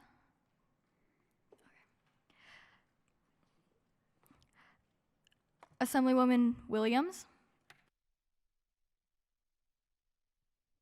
Thank you, Madam Speaker. I rise in support of this bill because this bill decreases homeless rates, crime rates, and unemployment rates. It also increases the safety and security for patrons in low-income areas.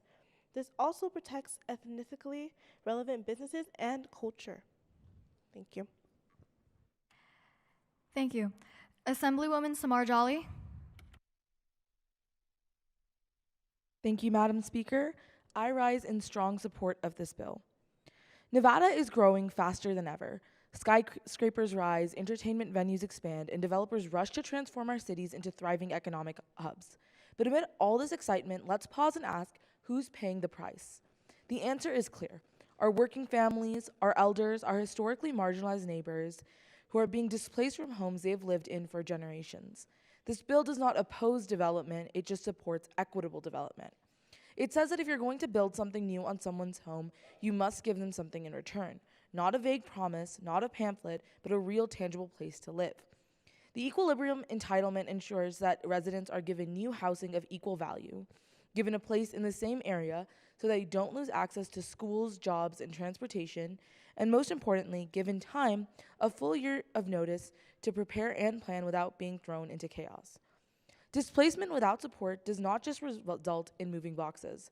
It results in homelessness, broken communities, and rising crime. It directly affects our economy, our tourism, and the safety of our streets. When people are pushed out without options, they don't disappear. They remain, just more vulnerable, more exposed, and more invisible to those in power.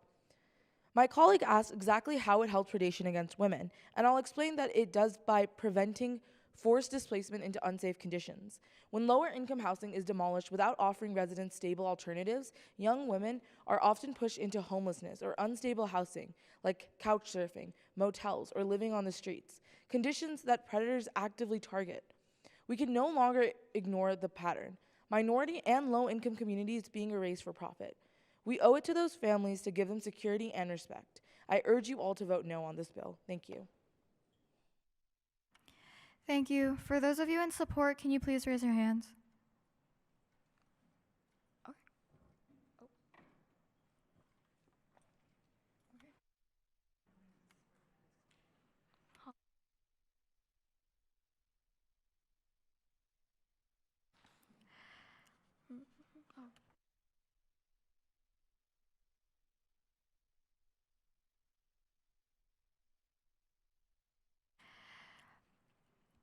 This bill requires a simple majority in order to pass. The chief clerk will now open the vote.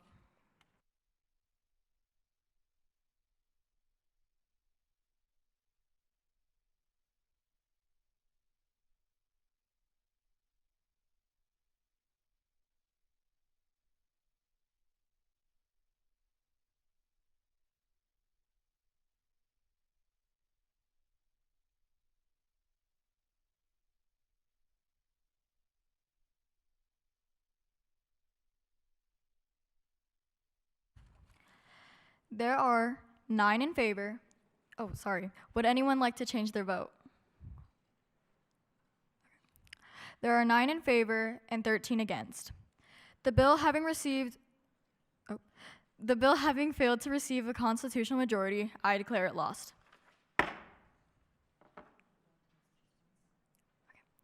Order of business number 7, messages from the Senate.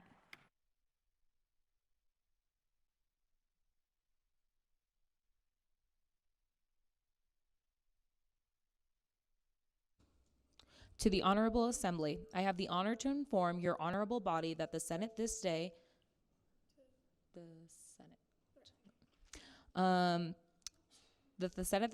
did not pass SB 40.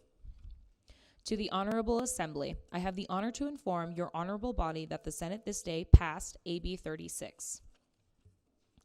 To the Honorable Assembly, I have the honor to inform your honorable body that the Senate this day passed AB 8.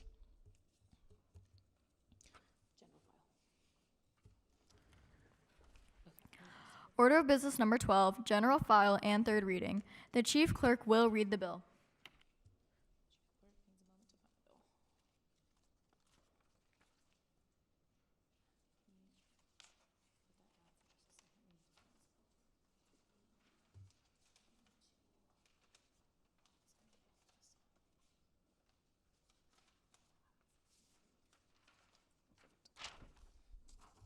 Assembly Bill number 22, an act that will implement a program dedicated to increasing graduate school students' accessibility to financial aid. End of bill.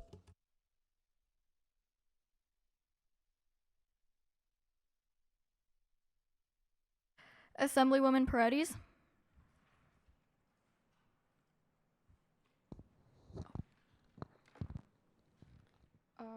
I didn't put to speak.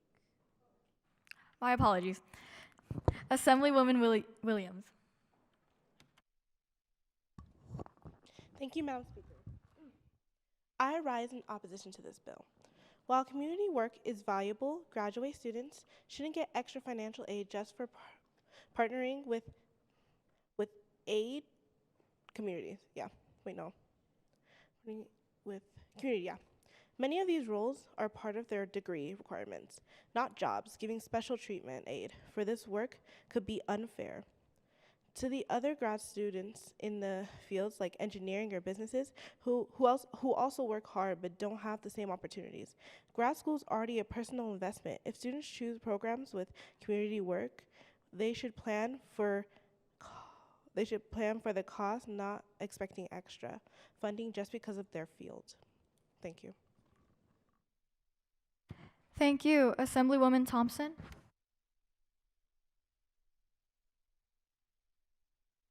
Thank you, Madam Speaker. I rise in support of this bill. This bill will increase accessibility of financial aid to graduate students, and workers can improve their post-secondary education and be better in the working field. Thus, this bill will help them to be financially accessible to attend post-secondary education and actually receive financial aid.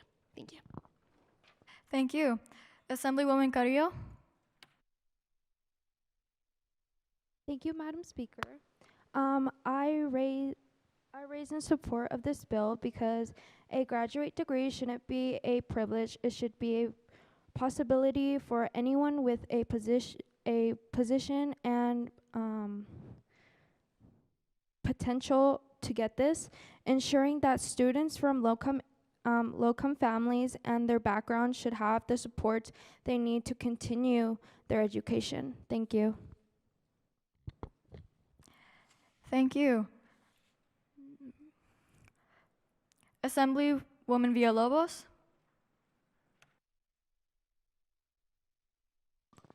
Thank you, Madam Speaker. I rise in support of this bill because there's a lot of students, like my colleagues have said, it shouldn't be a privilege. It should be something that they work hard for.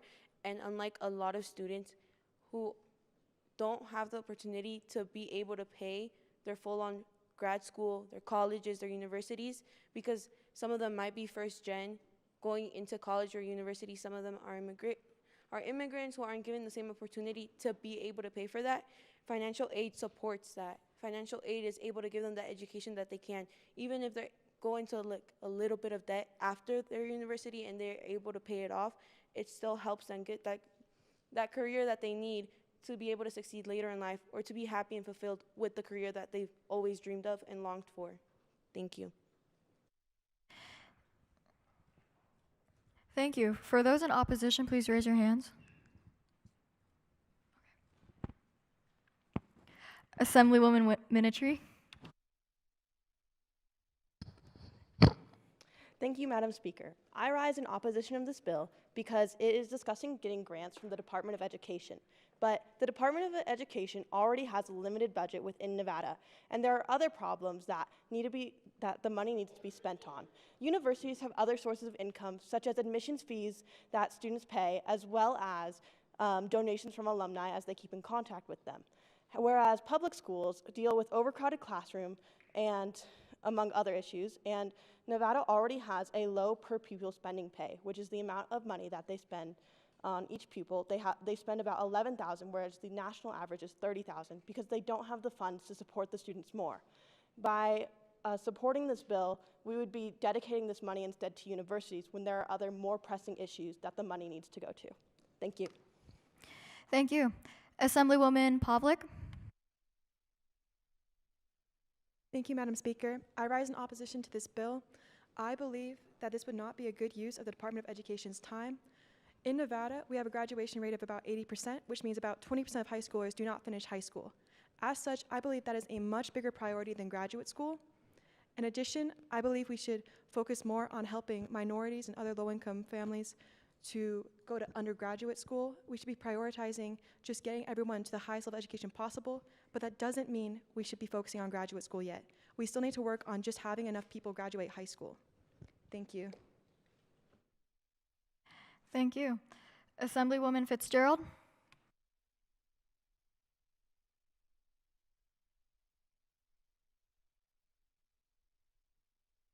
Thank you, Madam Speaker. I rise in opposition to this bill. While I support the intent to help graduate students, this bill overlooks the fact that most colleges and universities already have financial aid offices and access to resources like FAFSA. Furthermore, the bill fails to clearly outline how the funding for grad aid program will be sourced or fairly allocated. Given the recent cuts to education funding in Nevada, it is neither realistic nor fiscally responsible to implement a new statewide program without a detailed financial plan. Instead of duplicating existing services, we should strengthen what's already in place. Thank you.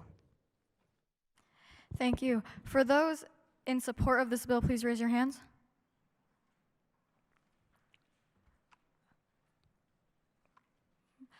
Assemblywoman Conti.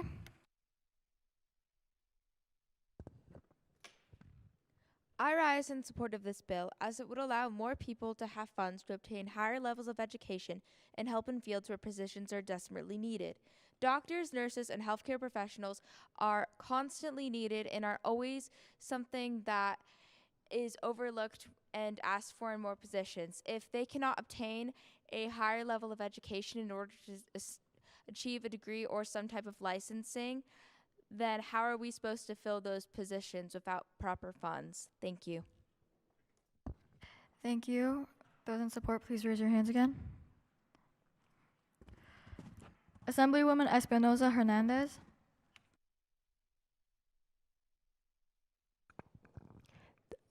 Thank you, Madam Speaker. I rise in support of this bill. This bill allows for students who wish to continue their education path to do so. It creates so much more opportunities for students and takes the weight off their back by providing financial aid and assisting with applications. Some students don't get support towards continued education. This ensures they get the support and guidance they need.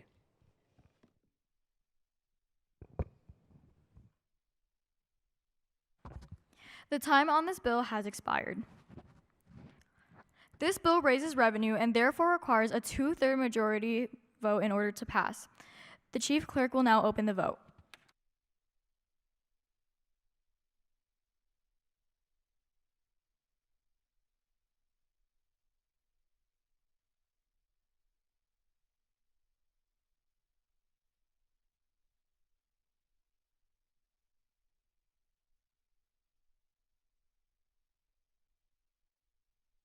Would anyone like to change their vote?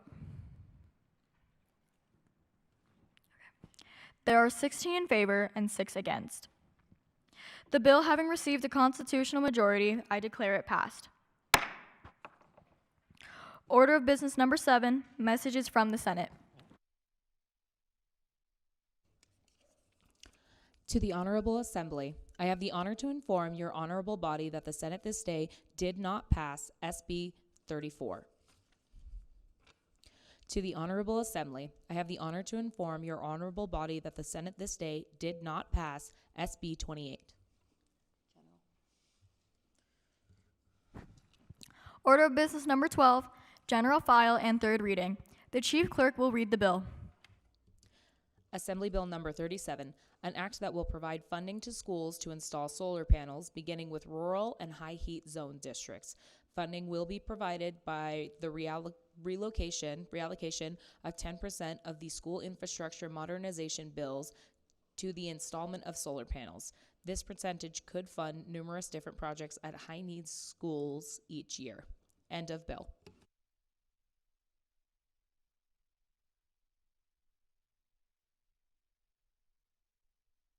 Assemblywoman Carrillo. Thank you, Madam Speaker. I raise in opposition of this bill because who will maintain the solar panels? If schools are already underfunded, they may struggle to pay for keep ups or repairs, turning a promising project into a long term burden. Thank you. Assemblywoman Lopez. Thank you, Madam Speaker. I rise in opposition of this bill as well. Although it aims to help schools use solar energy, it has some key issues. It takes money from school infrastructure moderation funds, money that is needed for urgent repairs of fixing roofs, air conditioning, and unsafe building. Using those funds for solar panels could leave the schools without basic fixes. Solar panels are expensive to install, and some rural schools may not have the staff to maintain them. Without the support, they may go unused and will be wasting money. The bill could also divert funds from more immediate students' need, like supplies, technology, or mental health services. Lastly, not all schools are suited for solar panels due to their size, age, or location. Schools have had flexibility to choose energy solutions that fix their needs. Thank you.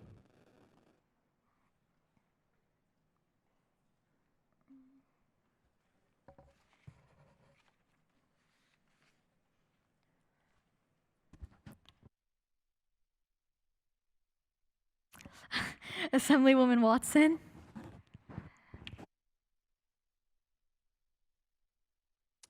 I too rise in opposition of this bill.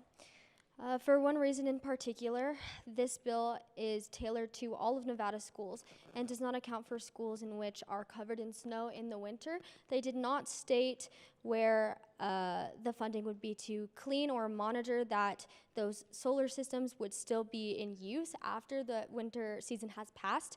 Furthermore, it brings to concern birds and landing on top of solar panels, especially around schools. Would there be a system to pick up dead birds? There hasn't been one stated here, and the money also stated in section 4 doesn't fairly state where the supportive money for the solar panels are coming from. So for all these reasons, I urge a negative ballot. Thank you.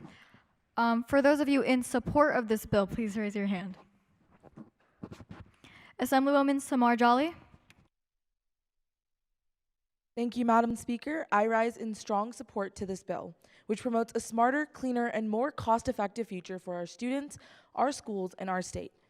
The Solar for Schools Act is not just an investment in infrastructure, it's an investment in health, equity, and long-term sustainability. It reallocates just 10% of existing modernization funds to install solar panels in the schools that need it most, our rural, tribal, and high heat zone communities where outdated energy systems are failing both students and the environment. Let's not forget that Nevada is one of the hottest states in the country. Our schools are spending huge amounts on cooling systems that are inefficient, outdated, and expensive, not to mention harmful to the environment. Meanwhile, 67% of public schools haven't even started transitioning to clean energy. This bill changes that. It jumpstarts progress by cutting emissions from our school buildings, reducing long-term energy costs, and saving money for classrooms, not just utility companies. We already know that urban districts like Las Vegas and Reno are making strides, but our small towns and tribal communities deserve the same opportunities to be a part of Nevada's clean energy future. My colleague brought up who would maintain the upkeep of these solar panels. And the beauty of solar panels is that they require minimal maintenance. Most systems are designed to last 25 years or more with very, very low upkeep.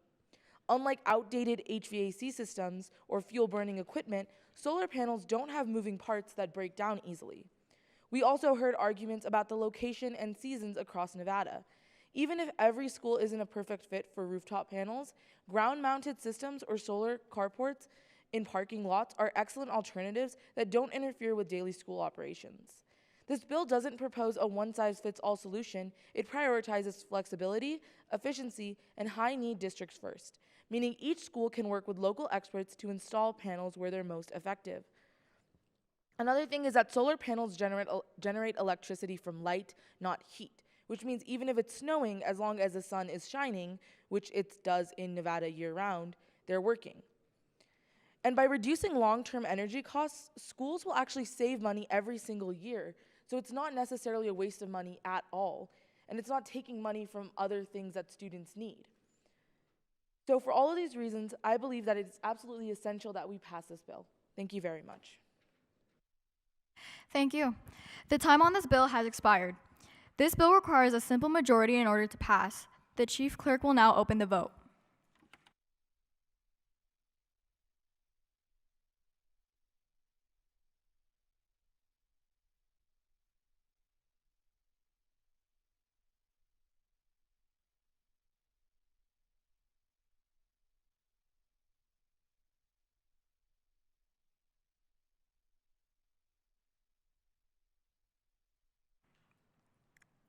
We are still missing one more vote.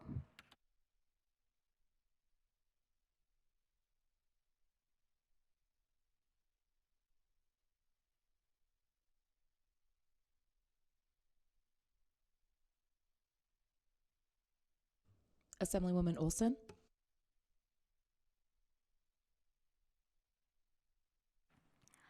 There are 7 in favor and 15 against.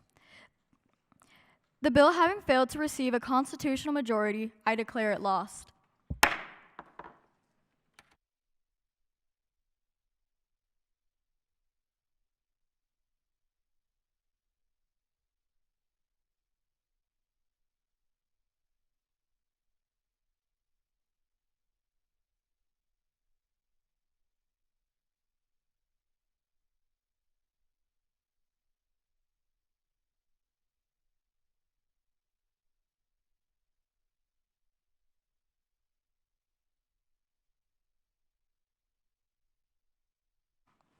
Thank you. Welcome to our chamber.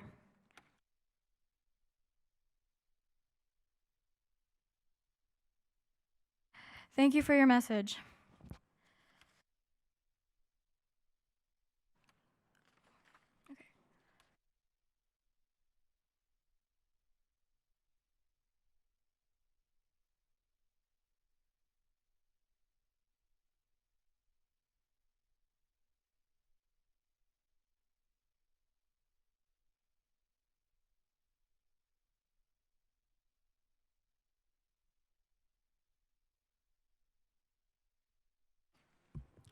I will now appoint a committee consisting of Assemblywoman Olson and Assemblywoman Espinoza Hernandez to inform the governor that the assembly is ready to adjourn sine die. Also, I will now appoint a committee consisting of Assembly Torgerson and Assemblywoman Watson to inform the Senate that the assembly is ready to adjourn sine die. Will the committees now depart from the chamber to deliver their messages and report back to the assembly as soon as their missions are accomplished?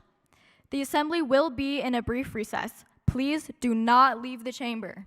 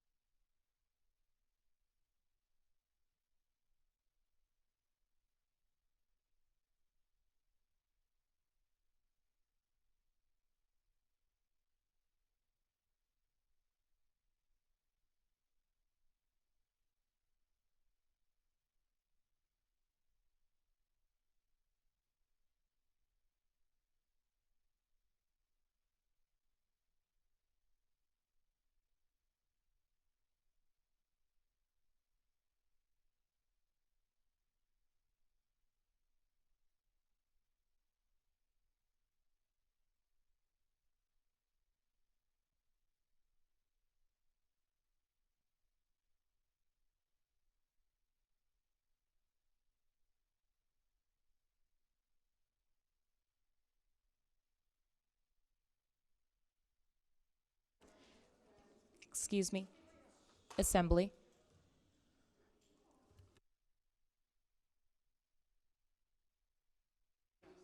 Assembly, if I could have you return to your seats, please. Thank you. Also, if I could have any lobbyists or members of the public off the assembly floor. Thank you.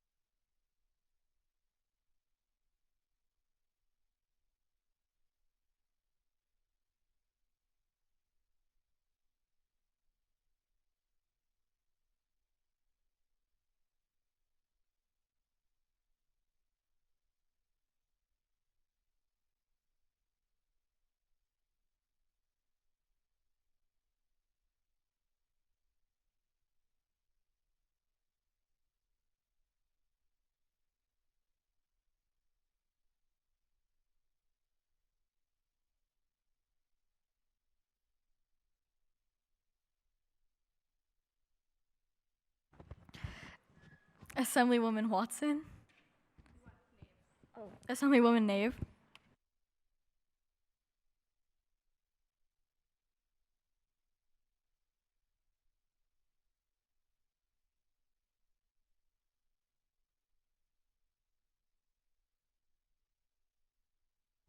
Members of the assembly, please be aware that your signed die script is in your digital packet.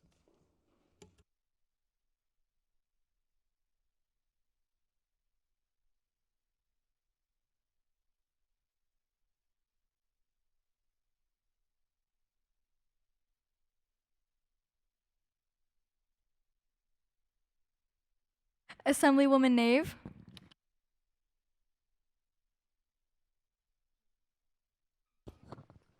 Madam Speaker, I move that the 2024 session of the Nevada Girls State Assembly adjourn. Sine die. You have heard the motion. All those in favor, say yes. Yes. All those opposed, say no. Motion carried. The 2025 session of the Nevada Girls State Assembly is adjourned. Sine die.